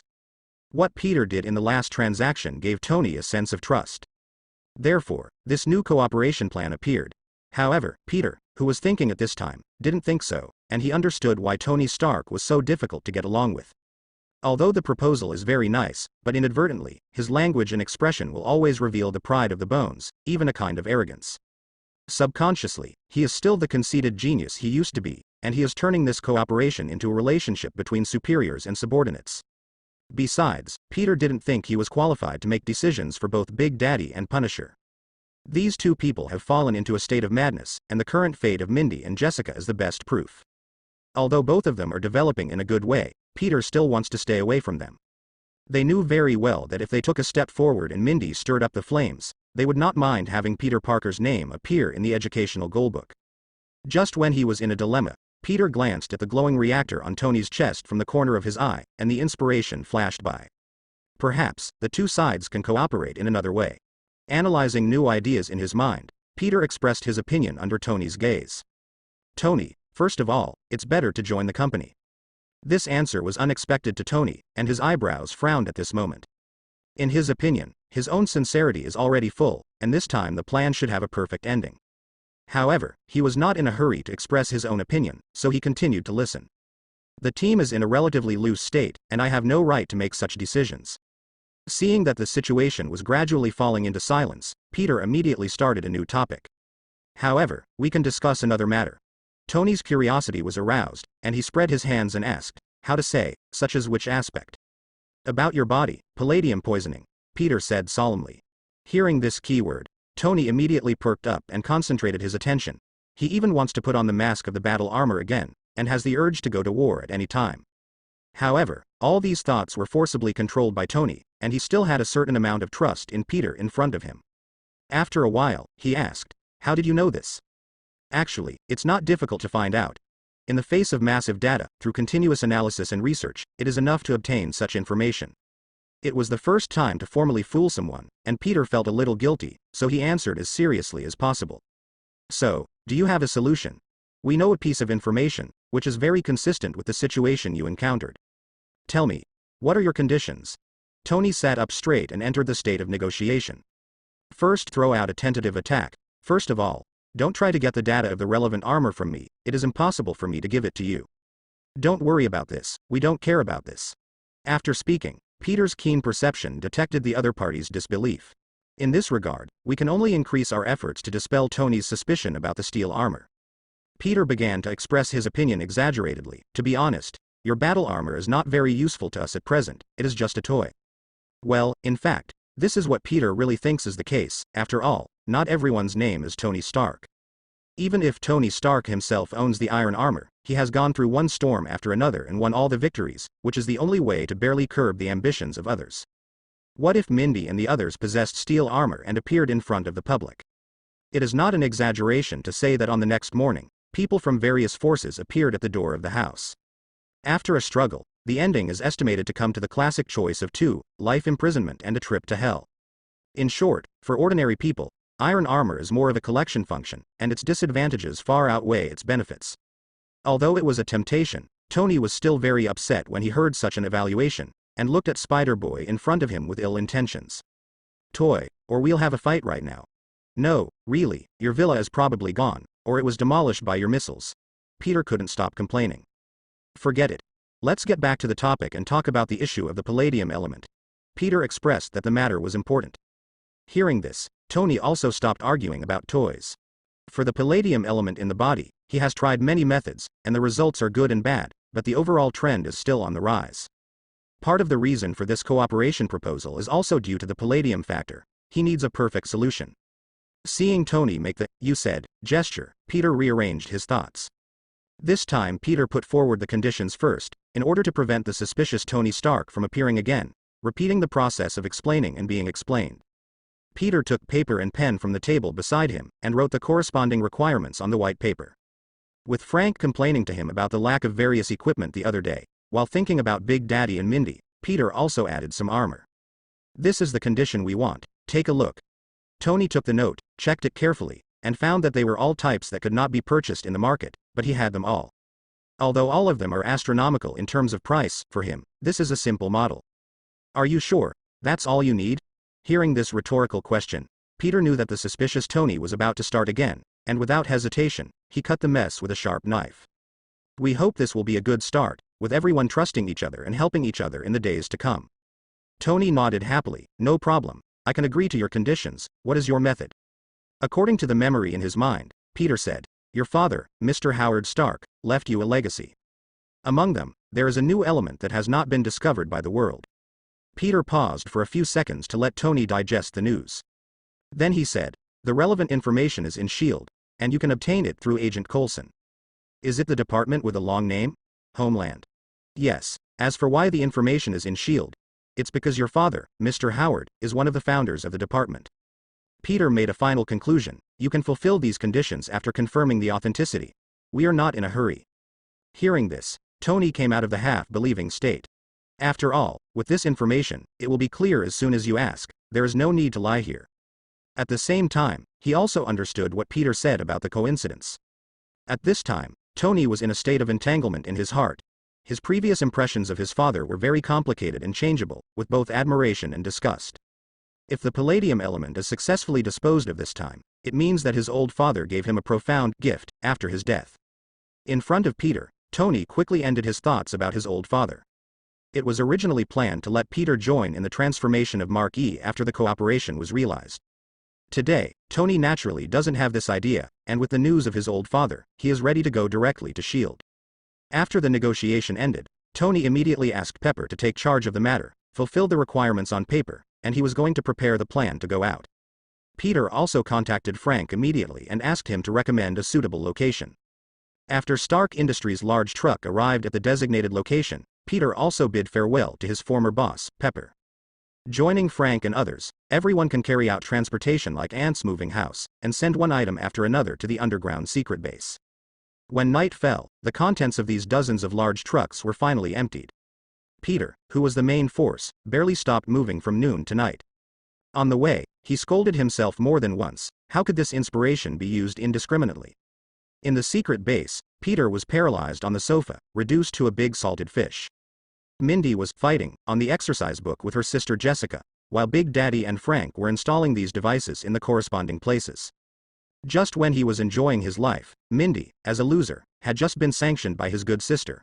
After discovering this scene, he became even more furious. In this regard, of course, the culprit will not be let go, especially if he is so leisurely. This is the most unbearable, and he can also take the opportunity to deal with the exercise book in hand. Act decisively, with just the right volume, for everyone to hear. He also used the cutest tone, but ended up saying the most sinister words. Rookie, is this the item you asked for from Playboy Tony Stark? It's such a failure. If someone who does not understand the situation hears it, 9 out of 10 will think it is an illusion that a beggar wants a billionaire to ask for $1. At this time, Peter felt an unusual headache, and couldn't help but enter a state of introspection. As the eldest brother, he really shouldn't provoke Mindy. But after a moment of introspection, he found that he just couldn't control it. It felt like he had developed a habit, and it was not enough to say a few words. As the saying goes, provoking is fun for a while, and provoking is always fun. When you are ready to speak, start the tens of thousands of wars. Frank joined forcefully. Mindy, actually this time is definitely worth the money. In this regard, Mindy changed his form very naturally, spread his hands in an innocent manner, and said, so that's how it is. At the end, I did not forget to add another sentence. Dear Mr. Peter, when do you plan to start training? Under Mindy's malicious eyes, Peter resolutely chose to start from the heart and strictly abide by the principle of not moving when the enemy moves. What are you kidding, little Mindy? You don't deserve to send our General Peter Parker out at all. At the same time, the rescue finally arrived, and it was Daredevil Matt who came to the secret base. In fact, at the beginning, Peter thought that Matt's trip would not last long. Because there are evil deeds represented by Big Daddy and Frank, and Matt has lived in Hell's Kitchen since he was a child, he thinks that some people can be given another chance. Therefore, there is a very obvious difference in concept between the two sides. But I didn't expect Matt to insist on coming. Unless there is a very urgent situation, he will always be there. He can be called a model worker representative. And this time, the reason why Peter went back immediately after finishing the moving work was because everyone wanted to discuss the next plan of going out. At first, it was due to both Mindy and Jessica's constant pleas to get out. Coincidentally, Big Daddy ended his previous work at the police station and was in an idle state. And Matt and Frank are eyeing the same incident. The wishes of many people reached a consensus, and today's meeting was held. After waiting for everyone to be seated, Frank first took out the investigated materials and distributed them. In the eyes of everyone, he began to talk about the theme of the meeting. It turned out that Matt and Frank were respectively eyeing on Jin Bin and Mrs. Gao, both of whom were the main planners of the previous war between police and robbers. After that action, the two started an in-depth cooperation, made a lot of money, and continued to expand their territory in the drug market, making them astonished. According to Matt's investigation, Mrs. Gao's drug workshop is temporarily settled in Manhattan's Hell's Kitchen, where thousands of tons of drugs are left on the market every day. The Big Daddy was also annoyed for a while, and finally understood where the sense of disobedience came from, and the reason why it was so smooth at that time. The power of the police was used by them as a gun. Therefore, the three unanimously decided to target Hell's Kitchen, which happened to be the destination of Jessica's first outing. So, after the meeting, Peter was caught by his everyday enemy, Mindy, even though he wanted to sneak away in the first place. Peter's toolman is officially launched to relieve Jessica's stress, remind Mindy not to be careless, and help Big Daddy adjust his mentality. After this set of procedures, Peter had some illusions. It was not a dream to think that he could open a psychological clinic and earn millions a month. The next day, after lunch, under the urging of Mindy, the two came to the secret base ahead of schedule. Although Mindy's excuse was that he hadn't go out for a long time, he wanted to relax and avoid accidents. This arrogant appearance, Peter can see it at a glance. It is obvious that he is worried about Jessica's current state. But it's normal. Strictly speaking, Mindy's first female friend should be Jessica. In Mindy's angry eyes, Peter said it was just an accident. But for how to solve Jessica's problem, Peter can only express his inability to do anything. In this state, you can only get out of it by yourself, and the help of others will not play a decisive role. In fact, during the psychological adjustment last night, Peter wanted Jessica to withdraw from the operation several times, fearing that there would be accidents, but in the end he did not make this suggestion. As expected, Jessica rushed to the secret base in the second batch, with a complicated look on her face. In this regard, Peter planned to send out the young General Mindy to test the military situation and let him prove his own attributes. It is at this moment whether it is a pistachio or a poisonous tongue. For the conversation between Mindy and Sister Jessica, Peter consciously stayed away, allowing them to have an independent space, so as not to be pulled into being used as tool people again. And taking advantage of this period of time, Peter ran to clean up the leftovers from yesterday. A mountain of related equipment had been piled up at the door. Porter Peter went online again, and arranged them one by one according to the location Frank had planned before. Among them, the most surprising thing is that several energy templates that can stably supply electricity have appeared. This is a product extended from the arc reactor, and it is an unlisted product of Stark Industries. With these energy templates, the electrification of the secret base will complete progress across multiple eras, and the problems of power shortages and power outages that occurred before have been completely solved. Looking at the steps in the manual and installing the energy template accordingly, Peter couldn't help thinking that maybe he could buy another large game console and an oversized sofa and put them in the secret base. Peter was gradually obsessed with work and couldn't extricate himself. He was familiar with the functions of various equipment like opening a surprise gift package. He didn't wake up a little until the Big Daddy called. When they got together again, he found that the conversation between the girls still had a certain effect. At the very least, Jessica's first feeling has changed. She is no longer in the depressed state before, and her energy is lifted. Of course, Peter would not think that Mindy was the key person. Anyway, the title of Little Poisonous Tongue must belong to Mindy. When Frank appeared, everyone quickly put on their equipment and looked at the time. It was almost sunset, so they decided to set off immediately. A black commercial vehicle had been waiting outside for a long time, and 5 people got on the vehicle together. In the car, Big Daddy, who was the driver, began to explain the process to Mindy and Jessica, and assigned their respective tasks. Mindy, you and I are support staff, and we stay in the car with my father and daughter. Jessica, follow Peter, don't be too nervous, believe in yourself and others, this is just a simple action. After hearing this arrangement, Mindy was full of surprise and dissatisfaction, but he also knew that he could not act casually in the team. Therefore, she just stared at her old man with wide eyes. If she didn't have a qualified reason, she swore with the dignity of a super murderous woman that she would definitely explode and teach the middle-aged man in front of her a profound lesson. Mindy, don't get so excited, listen to me, the place we're going to is Hell's Kitchen, it's not a good place, we need someone in the back. Why would it be me? Before finishing talking, Mindy knew the result. As far as the current team is concerned, there is no one more suitable than their father and daughter. Mindy thought about it for a while, and finally resigned to his fate. Big Daddy and Frank smiled at each other, showing that everything was under control. In fact, for Mindy to participate in the Going Out project, due to differences in ideas, the two members of the Education Alliance argued for a long time, and even almost fought. In the end, it was still Peter himself who went out of the way. Unlike the two Big Daddy who were trying to make ends meet, he started from the perspective of a bystander. Clearly point out the more serious characteristics of Mindy's character. As long as there is a qualified reason, no matter how angry Mindy is, he will act according to the plan. From this, such a plan was formulated, and the situation in the car today appeared. As night fell, Big Daddy drove a commercial vehicle straight to Hell's Kitchen, and picked up Matt, who was preparing for a night trip at an intersection. Under the direction of Matt, the commercial vehicle is gradually approaching the planned destination, Mrs. Gao's drug workshop. About 3 kilometers away, Big Daddy stopped the car, and had to walk the rest of the way. Staying in the car is the logistics team of Mindy and Big Daddy. Peter, Jessica, Frank and Matt form the action team. Under Mindy's envious and jealous eyes, the 4 of them got off the car in different places one by one, and headed for the drug workshop ahead in groups of 2. After arriving, at a glance, Peter found that the word workshop should be used incorrectly. This is a large-scale factory. Looking further into the distance, there is also a wharf area nearby, so it is understood that the amount of drug shipments here will be so large. The geographical environment of this factory can be called a perfect level. It is a 3-way zone, and there are many modes of transportation to choose from, plus the blank market created before. The right time, place and people are all on Mrs. Gao's side. It's like a flying dragon riding on her face. It's hard not to make money. What is even more frightening is that according to the data, Madame Gao still has at least 7 drug workshops of this size, and there are countless small-scale workshops. These factories are running at high speed every day, almost completing the achievement of 24-hour production. The only thing that can be called good information in the data is that Mrs. Gao has just established the family in front of her, so the defense force may be relatively weak. At this time, Matt and Frank were the first to enter the scene to investigate the situation, and the good news was verified in the information sent. Matt whispered through the headset. At present, their workplaces are in 3 large warehouses, and there are guards at each entrance and exit. The number of people is estimated to be around 50, and the distribution of personnel is relatively scattered. Frank added. The drugs are in a small warehouse, and the amount is astonishing. This should be half a month's worth, and they are already packed in boxes.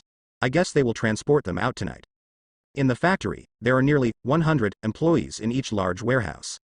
Taking a closer look, they are all blind employees without exception. The first impression they gave was the same, as if they were the same person, with blank and uninterested faces. Everyone is sitting on the chair calmly, their hands are working non-stop, as if this kind of movement is already engraved in their bones. The entire warehouse is silent, the only sound is the movement of employees repeating work, as if this is another world. And this kind of characteristic is the biggest key to Mrs. Gao's dominance in the drug market. Because employees are invisible, their curiosity is naturally reduced. They don't specifically know what they're doing, and they don't pay attention to what other people are doing. For them blind people, as long as they have a job, they will not pursue other things.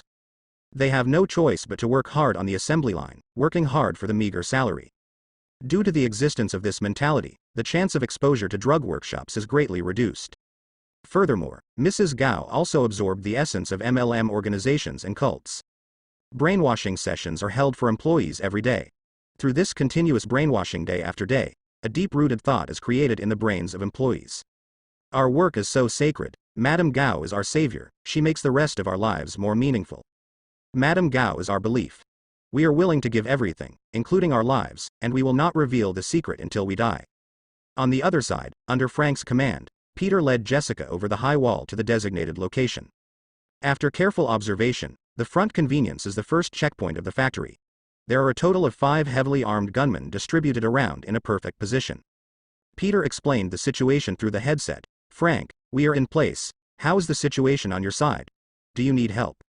In the commanding heights, Frank had set up a heavy-duty sniper rifle in front of him, and responded. My side is fine, and the vision is in good condition. Matt has shut down all the monitoring equipment in the factory, and is rushing to the power control room, and will launch an attack from the other side. From the moment the lights go out, you start to move, and I am behind you. Jessica, you only have one chance, do you understand what I mean? Got it. I understand, please rest assured, instructor. Jessica's crisp voice appeared. As for Frank's high and strict requirements, Peter was expected. In fact, long before the action, Frank had already come to the door as an education alliance, wanting to cancel Jessica's action quota. But after talking about Jessica's psychological state in detail with Peter and knowing that unforgettable journey, I decided to give it a chance, and it was also the last chance. At this moment, Peter could only say that he hoped that Jessica would gain something from this operation, so that he could get out of the shadow in his heart. Ending the last communication before the battle, Peter extended his right hand to Jessica, making a countdown gesture. 3, 2, 1. At this moment, all the lights in the factory went out immediately, and all the guards were startled and grabbed their guns tightly. The two started to move, turned into a bolt of lightning, and rushed towards the 5 gunmen. As the first striker, Jessica displayed her strange power to the fullest. Anyone who was hit would faint without accident. Peter was behind him as an assistant, providing positions for Frank, who was wrapped in blue flame spider silk, for everyone who was on the commanding heights. Afterwards, the gunfire of the fatal blow sounded. The first batch, the second batch, the third batch. Peter and Jessica are in a hurry, and so is Matt on the other side, without any hindrance. The whole process was very smooth. There was neither a violent hail of bullets, nor a squad of ninjas like dead soldiers. This made Frank, who was at the commanding heights, even start to have the idea of calling a timeout. The group of 4 reunited, faced with such a situation, without hesitation, directly started the last process incineration of drugs on the spot. Since it was an emergency, Peter started to work in multi-job mode again. Full-time workers went online, digging pits, moving, lighting. In this regard, Peter is fortunate that these drugs have been packed into boxes, which are very easy to carry, otherwise it will be a difficult choice. Seeing Matt's suppressed anger and thinking of the previous conflict of ideas, Frank directly arranged the task. Let Matt lead Jessica to check on the employees at work. Let Jessica experience that hellish scene, hoping to achieve the effect of fighting poison with poison. Tell her there are more unfortunate groups in this world, don't fall into that shadow and waste that talent. After assigning their respective tasks, Frank ran to deal with the monitoring equipment, and then smashed all the related equipment capable of producing drugs. And when Matt opened the door of the warehouse and felt the employees who were still working hard after the power outage, it was almost like the capitalists would shed unstoppable tears after seeing it. At this moment, Matt understood that he was neither qualified nor able to save the group of people in front of him. I also understood Frank's intentions, not only educating Jessica, but also educating him to stop having those naive thoughts. Both of them stood in front of the door for a long time, quietly watching this group of blind people who were working hard, but neither of them took the first step to enter. The reason may be that I was not mentally prepared, or it may be because of other factors. In the end, Matt gritted his teeth and closed the warehouse door, not disturbing the group of employees who were still working hard. On the side, under Peter's full strength, the fire has begun to burn, and the smoke is slowly rising and gradually spreading to the surroundings. Matt and Jessica returned to the team, and they could see the changes in their expressions. Frank knew that his goal had been achieved. It is unlikely that Frank would do such a behavior before, but recently in this new team, he found some lost feelings. Therefore, Frank felt that it was necessary for him to maintain the team, and these behaviors were all easy for him. After all the drugs were thrown into the deep pit, Frank immediately made the decision to retreat, and said to everyone, "Let's go, leave as soon as possible, the group of ninjas will arrive soon." After a wild run, the group of 4 went out and returned to the commercial vehicle. In the car, Frank decided to strike while the iron was hot, and converted some information from his unscrupulous old friend into voice mode, and sent it to Matt. According to the data, once the drug workshop lacks manpower, Mrs. Gao will send people to the slums of every city. Just let the ninja team drop blinders in the water source, and then just sit back and wait for the harvest to help his well-wishers. Or the private usury is issued, the target of which tends to be people with families, and then deliberately prevents them from repaying the money, and the whole family falls neatly into the hands of Mrs. Gao. Among them, the point that makes Matt most angry is that the blindness of the vast majority of employees is not born or caused by accidents, but a tragedy created by man. These materials set off big waves in Matt's mind one after another, constantly impacting the 3 views established before. On the other side, Mrs. Gao had just finished the high-level meeting of the hand. Recalling the theme of the meeting, she muttered to herself, "The Rand family, an iron fist, beast." Before he could sort out this line of thought, he received a call from his subordinates, and his eyebrows furrowed immediately. Then, while being annoyed, an ominous premonition suddenly appeared in his heart. Picking up the phone, he asked, "It's so late, what's the matter?" Standing in front of the deep pit dug by Peter, the leader forcibly controlled the emotions he shouldn't have, and spoke the calmest tone possible. "Ma'am, something went wrong. The workshop in Hell's Kitchen was attacked, and all the production this month was destroyed." The arrival of this information made the anger in Madame Gao's heart gradually grow, the cause, the process, and the result. The team leader looked at the messy scene and the information they found in their hands. Although there were various reluctances in his heart, the fear of Mrs. Gao made him choose to report truthfully. The relevant equipment in the workshop has been smashed, and production can no longer continue. The number of people who attacked was between 4 people, 3 with close combat and 1 with a sniper rifle. The monitoring facilities have also been disposed of, and there is currently no clue of his true identity. That's all, nothing else. The appearance of this rhetorical question made the legs of the leader tremble uncontrollably. His brain was running fast, looking at the information in his hand to find the hope of survival. He suddenly had an idea. Hastily said, I just discovered new clues. The bodies of several gunmen have obvious marks of being beaten with sticks. My subordinates speculate that one of them should be Daredevil. Hearing this answer, a special direction suddenly flashed in Mrs. Gao's mind, and she couldn't help thinking deeply, and began to sort out her previous thoughts. The leader on the other side of the phone consciously kept silent, standing motionless, not daring to make the slightest movement, for fear of affecting Mrs. Gao's thinking. After a while, after Madame Gao finished thinking, she issued an order. Since you have found this clue, then you should continue to investigate. Hearing Mrs. Gao's answer, the team leader was extremely pleasantly surprised, and hurriedly explained the next task arrangement. Yes, people have been sent to investigate the latest traces of Daredevil. The workshop will start to move immediately. I will let them put into production as soon as possible. Well, hurry up and don't delay the production. After the phone call, the team leader was very grateful that he had escaped. It seems that the link of summing up the profound lessons left by the previous Big Brothers is indispensable. But he also felt a headache, and he was very clear that there was still a difficulty in the future. He needed to perfectly pull the clues from the scene to Daredevil. Without thinking too much, the team leader dialed the phone in his hand again. He needed to deal with the various impacts of coordinating the shutdown of the workshop first, and then make plans on the way. As for the life and death of the employees in the factory, neither Mrs. Gao nor the team leader paid much attention to them. Because in their eyes, these employees are simply a bunch of tools, are cheap products that can be replaced at any time, not worth investing a little effort at all. In the commercial vehicle, Peter and the others didn't know that the leader under Mrs. Gao found Matt's body as if possessed by the Emperor Ou in order to survive. At this time, everyone's expressions are different, and they all have their own thoughts. Matt fell into doubt about himself, and his mind was in chaos. Under the guidance of his subconscious, he decided to find someone who could explain his doubts. Jessica was shocked by the previous scene. It was a scene she had never seen before. Working like a walking dead made her feel all sorts of distracting thoughts. Mindy is curious and troubled at the same time, curious about the course of this operation, and worried about the logistics tasks assigned by Big Daddy. She is even more keenly aware that this pattern may continue forever, and she is thinking about various countermeasures in her mind. Regarding this atmosphere, the other 3 Peters did not say anything, and Chi-Chi chose to stay quietly.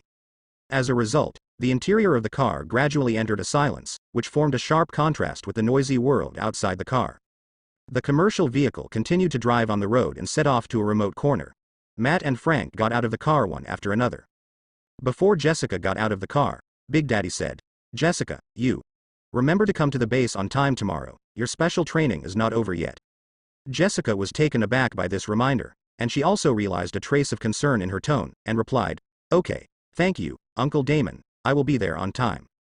Looking at the figure in the distance, Big Daddy felt a headache. As one of the elders of the Education Alliance, he was naturally very aware of what happened to Jessica. For that kind of sudden disaster, he felt empathy. But to a certain extent, the resentment in Jessica's heart was even more difficult to understand. That catastrophic car accident was just an accident, and the perpetrator died together, so there was no one to vent to. And one of the goals of this operation is to find a reasonable vent for Jessica, but it seems that its effect is weak at present. The commercial vehicle continued to drive, this time without stopping halfway, and went straight to the secret base. Mindy is still in a state of thinking, and still hasn't found a countermeasure, and looks at Peter from time to time. Peter was forced to feel that something was wrong all over his body. The look in his eyes was too scary, but for Mindy's angry state at this time, it was really inappropriate to go to war.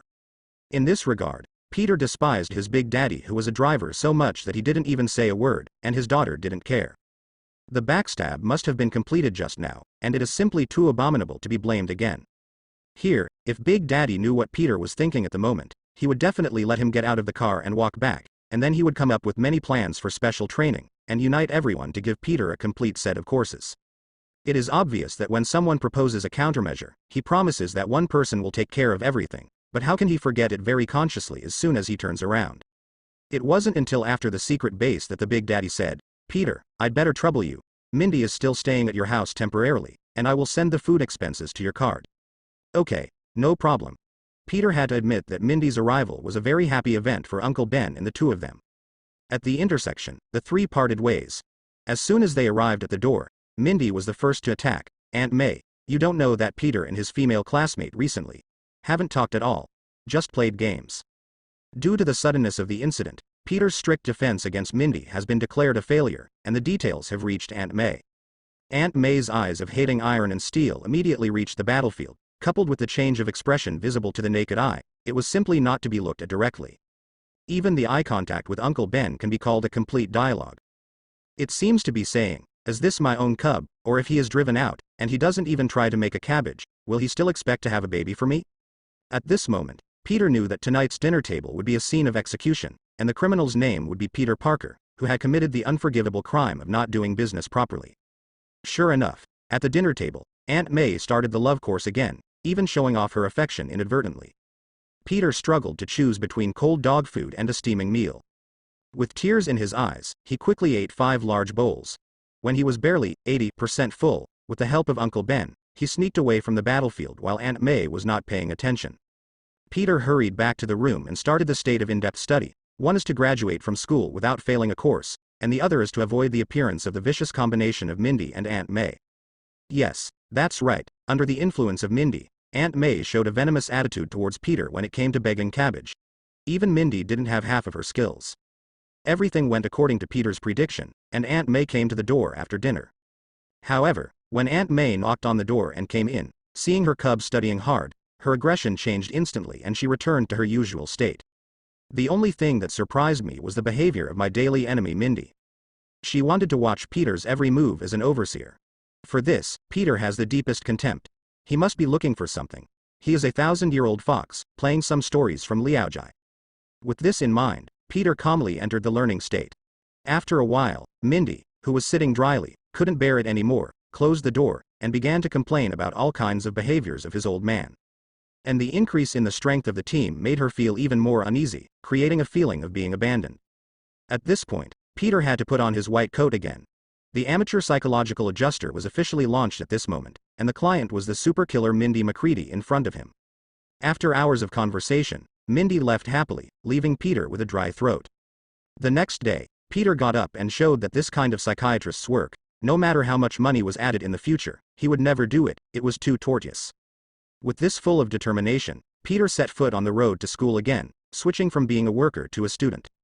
After a day of lessons, Peter found that he was really not used to it, and there were much more distracting thoughts in his mind than he had imagined. But there is also good information, relying on the knowledge acquired in the past, coupled with the teacher's vivid explanation. As long as you stick to the campus life for a week, you can confidently say that this semester is stable, and it is absolutely as stable as Mount Tai. In the evening, when Peter came to the secret base, it was the first time he discovered that there were so few people in the base. The whole base was suddenly empty, and even his words echoed. And when he saw Mindy, Peter wanted to turn around and leave immediately, as if he hadn't been here tonight. Mainly because of the scapegoat of psychological adjustment last night, my head got hot, and I agreed to too many unequal treaties at once. Although it is said that most of the cases are like a piece of waste paper, it is unavoidable to tear up the treaty the next day.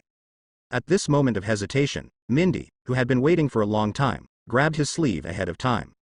Mindy started blinking those big eyes, and said in the most gentle tone, "Peter, didn't you agree to accompany me? Where do you want to go? Do you want Sarah again?" "Okay. Mindy, please stop your behavior." Peter suddenly felt the cold attack. This malicious and cute behavior was too difficult to handle. Peter immediately started a new topic. "Where did the others go? Didn't Jessica come to train?"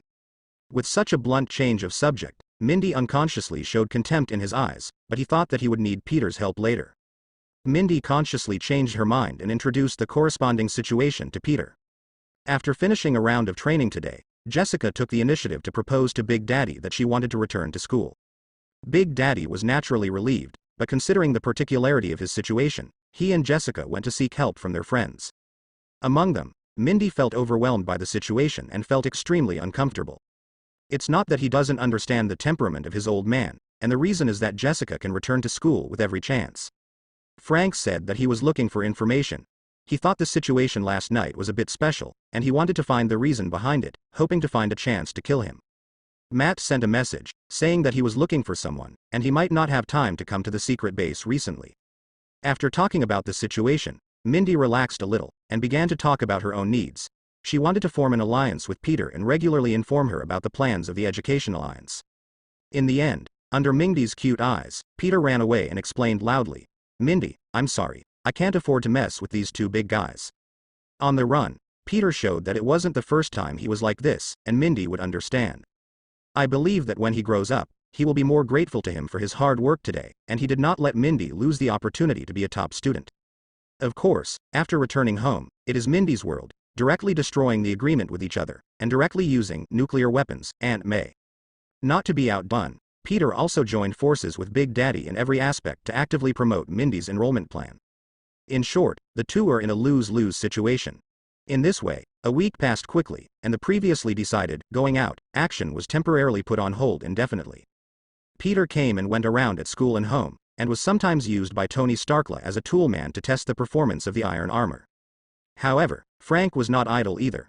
He collected information about the hand outside alone, and kept sending relevant information back to the secret base. From this information, Peter saw the news of Luke Cage, a former comrade in arms.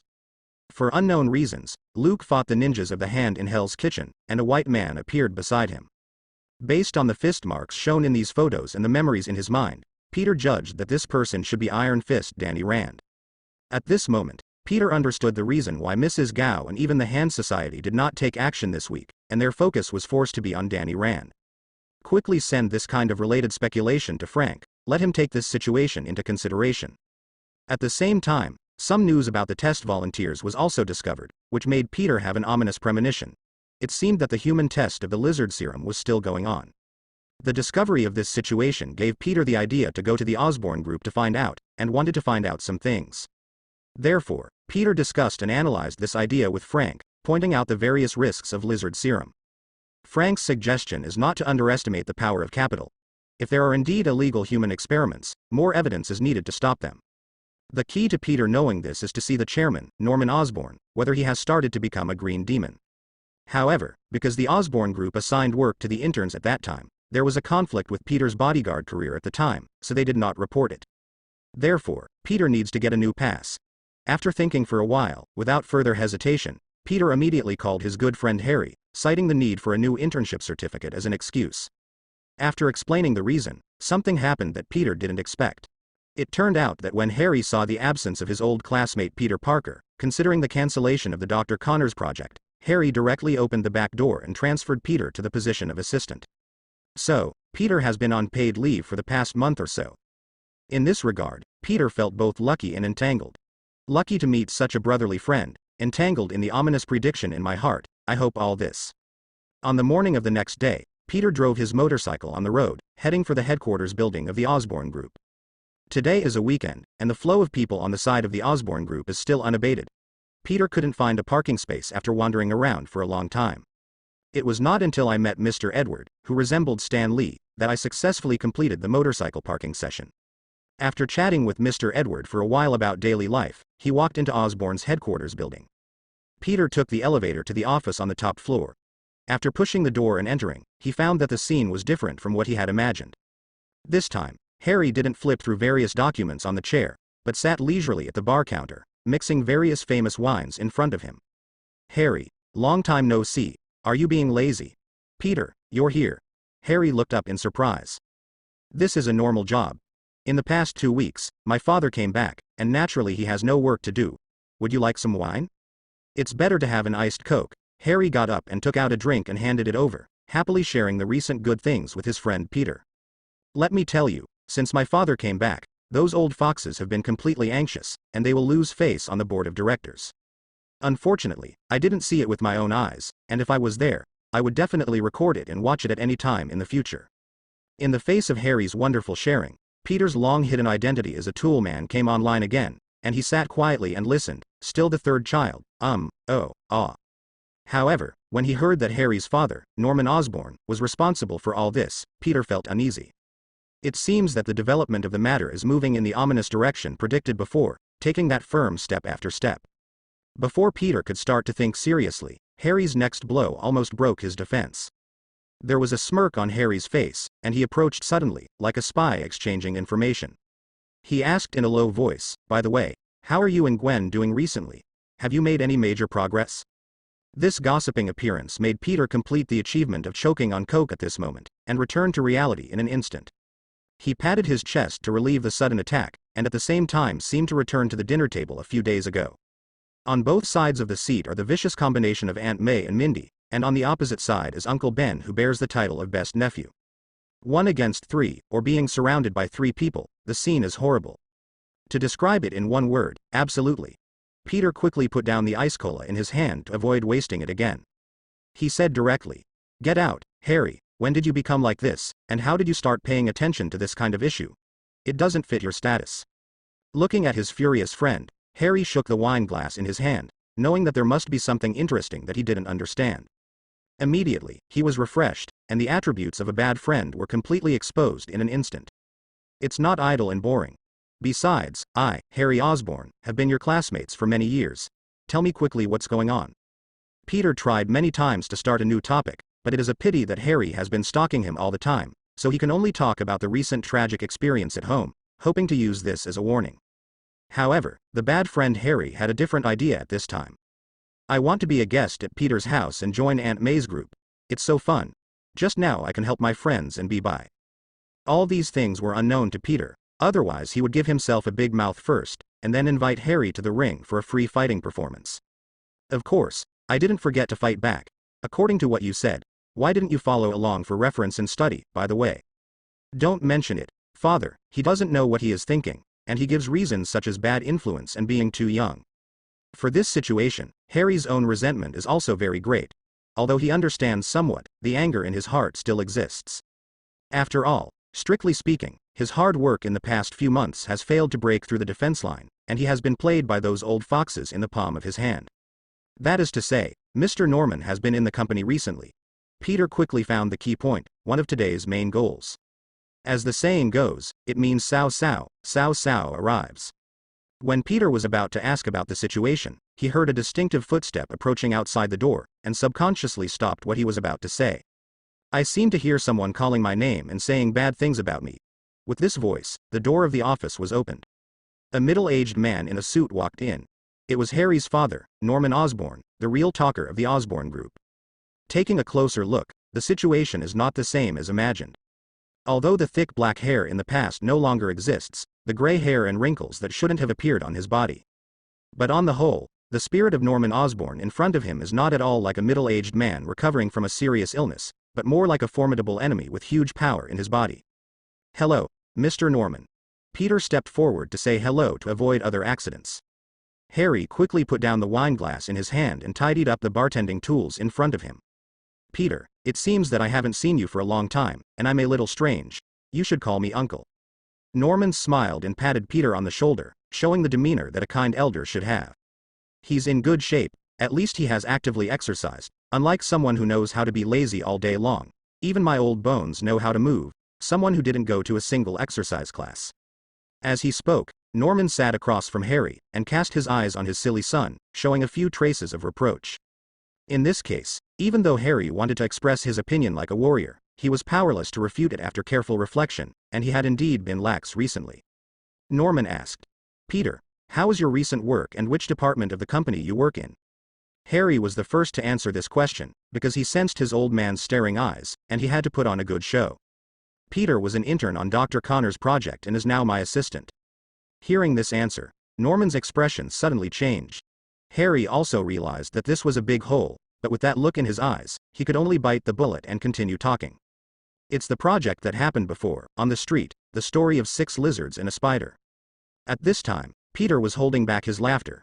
It seemed that Harry had the potential to become a famous reporter, and he vividly expressed the incident. "It turned out to be that project. It's not bad, Spider." Norman showed a suddenly realized expression, and subconsciously tapped his fingers on the table. Norman recalled that night, a group of people entered his room openly and communicated with him. On the second day, he can return to the company, the follow-up of this transaction. Harry breathed a sigh of relief. His old man's attention was finally diverted, and he should have passed the level safely this time. However, Peter noticed a different feeling. The moment he said the spider, Norman Osborne in front of him showed amazing malice, even murderous intent. The body's spider sensor was forced to activate, and Peter beside him felt a little bit of fear. At this moment, He seemed to see an unknown creature sitting aside, with black smoke emitting from its body. However, all of this disappeared completely after the blink of an eye, making people feel as if it was just an illusion. But Peter knew very well that this was the truth. At this moment, there were waves of storms in his heart, which could be said to have issued a red typhoon warning that symbolized death. Because he felt very familiar with this evil energy, it was almost the same as that group of hand ninjas, even closer to death and destruction. Peter activated his body control ability, forcibly controlled the expression changes on his face, showed his acting skills like a movie king, and quietly entered the listening state. After a while, Norman ended the conversation between their father and son. He raised his arm, glanced at the time on his watch, and said, "It's almost noon, and I have a meeting to attend. Peter, I have to go first. Harry, don't think about so many things that you don't have, and go out for a walk more often. If it's convenient, Peter, please take Harry out for a walk." "Sure, no problem." With this answer, Norman got up and left with satisfaction. Looking at the disappearing figure of Norman Osborne, Peter felt an extreme headache. The direction predicted at the beginning was exactly the trend of reality. The alliance between Green Goblin Norman Osborne in the hand, this is simply a pair of bombs. At the same time, it also means that the lizard serum, which has huge hidden dangers, is still undergoing human trials, and the pictures of the process are estimated to be unimaginable. The friend's silence made Harry feel slightly embarrassed, thinking that he was thinking of his old man's request. Quickly explained. "Actually, you don't have to pay attention to my father's words. I just haven't exercised recently and I'm just resting. I'll go after a while." Harry's swearing speech made Peter quickly adjust his mentality. Jokingly said, "This time, I really didn't expect it. Let's be frank. I have gained more than 10 caddies after all, and let your boss speak like this. Maybe there is only one abdominal muscle." Harry replied solemnly, "Stop, you're spreading rumors, it's against the law, and it's just a simple accident." And quickly started a new topic, and said with a painful face, "What are you going to eat at noon? Whether it is Australian lobster or French foie gras, you can choose whatever you want, and I will pack them all today." Peter's attributes of being a rice maker and a rice cooker's soul had the upper hand, and he asked, "Really, or?" Seeing Harry's panicked expression, Peter guessed that this guy should be restricted from consumption. "Seeing how pitiful you are, let's go to the cafeteria to eat. I haven't eaten in a long time." That's right, Peter the cook mercifully decided to let Harry go. This is definitely not because Frank sent a message just now, saying that he will rush back soon, and he will definitely return to the secret base in the afternoon.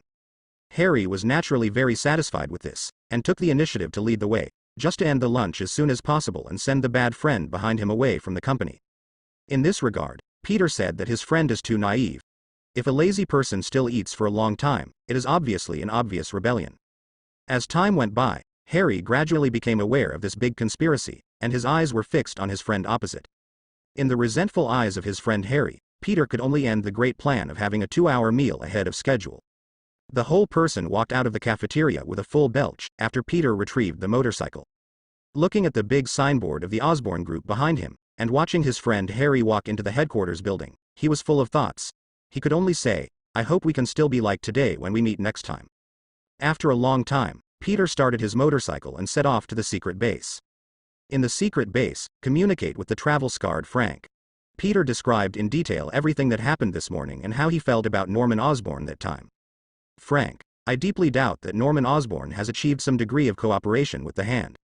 Regarding the proposal of this point of view, Frank, who has been in the intelligence community for decades, also fell into deep thought. Then, he pulled out a whiteboard from the wall, picked up a large black pen and began to draw various logical ideas on it. There are all kinds of information about the Hand Society that was investigated before, and there are also strange angles provided by Peter that are different from ordinary people. The two started from the most basic timeline. The time when Norman Osborne staged the return of the king in the group was after the Lizard 6. And Frank discovered from a corner that Norman had deeply investigated Spiderman's identity, plus the maliciousness that erupted when he heard the word spider. For these coincidental clues, Peter made a bold guess again. In the process of investigating himself, Norman was approached by the exact Hand, and at that time, the two parties reached a deal with each other. After finishing this speculation, Peter personally felt extremely absurd. But for some reason, the intuition in my heart told me that this should be the final truth. For the emergence of this result, Frank began to make frequent calls to the phone in his hand through his own network of contacts. It was found that during that period of time, the corresponding answers could be found in Norman Osborne's daily behavior. "Peter, it seems that your bold guess is true," Frank said the final summary. At the same time, in this pile of information, the two discovered another more serious incident, which can be called a level of conscience. Frank projected the relevant video and found that it was located in the laboratory of the Osborne group, which was still the highest level of confidentiality. Peter saw at first sight that this was a human experiment on lizard serum, and anger kept welling up in his heart. Inside, there are volunteers of all ages, ranging from seniors in their 80s and 90s to children of 1 or 2 years old. Batch after batch of volunteers lined up to enter the laboratory, like sold piglets consciously climbing onto the test bench. A group of people in white coats, I don't know whether to call them doctors or butchers. They injected the volunteers with the corresponding serum, and then pushed them into the cage like guard room. Once there was a problem with the test, the so-called doctors immediately stepped forward and injected a death needle to let him die peacefully. The volunteers went from full of hope to despair, and the group of doctors were still like robots, indifferently dealing with the unknown creatures on the test bench. Norman Osborne also appeared in the laboratory many times. He looked at the handed-in materials with a gloomy face, and scolded various personnel in front of him. Norman has entered a state of madness here, he roared, hurry up, at all costs, the funds have arrived. From the excited tone and lips, Peter read Harry's name, and the genetic disease of the Osborne family flashed through his mind, and he understood its most fundamental goal. But if Harry knew about this situation, it would be hard for Peter to imagine what would happen, even an accident. In the following video, the experimenters were not even volunteers at first, but directly brought in homeless people with sound limbs, just to obtain more human experiment data. Peter was deeply shocked by the scene in front of him, and he didn't wake up until a sound of vomiting came from behind him. He hurriedly got up, ended the video projection, looked back. It was Jessica who had just arrived. Her face was full of surprise, and the food in her hand fell to the ground. Peter, what's going on? Peter couldn't answer this question for a while, and finally he could only respond perfunctorily. This is a piece of material, you can start training first. On the side, Frank also couldn't calm down for a long time, and the blue veins in his hands were extremely obvious. At this moment, a call came in, and Frank answered it casually, and found that it was Matt, which surprised him, and there must be another accident. After a short exchange, Frank turned around and said, Peter, we need to go out for a while. Matt called and said that there is something related, and it is also a matter of the hand. Okay. Peter got up and adjusted himself, followed Frank's pace, and left the secret base together. The commercial vehicle was dispatched, passed through dozens of traffic lights, and picked up Matt at a remote corner. However, this time there were 2 more passengers, and Matt and the 3 got on the bus together. Among them, there is also a familiar figure, the former comrade in arms Luke Cage. Looking back on the previous information, the white man next to him should be Iron Fist Danny Rand.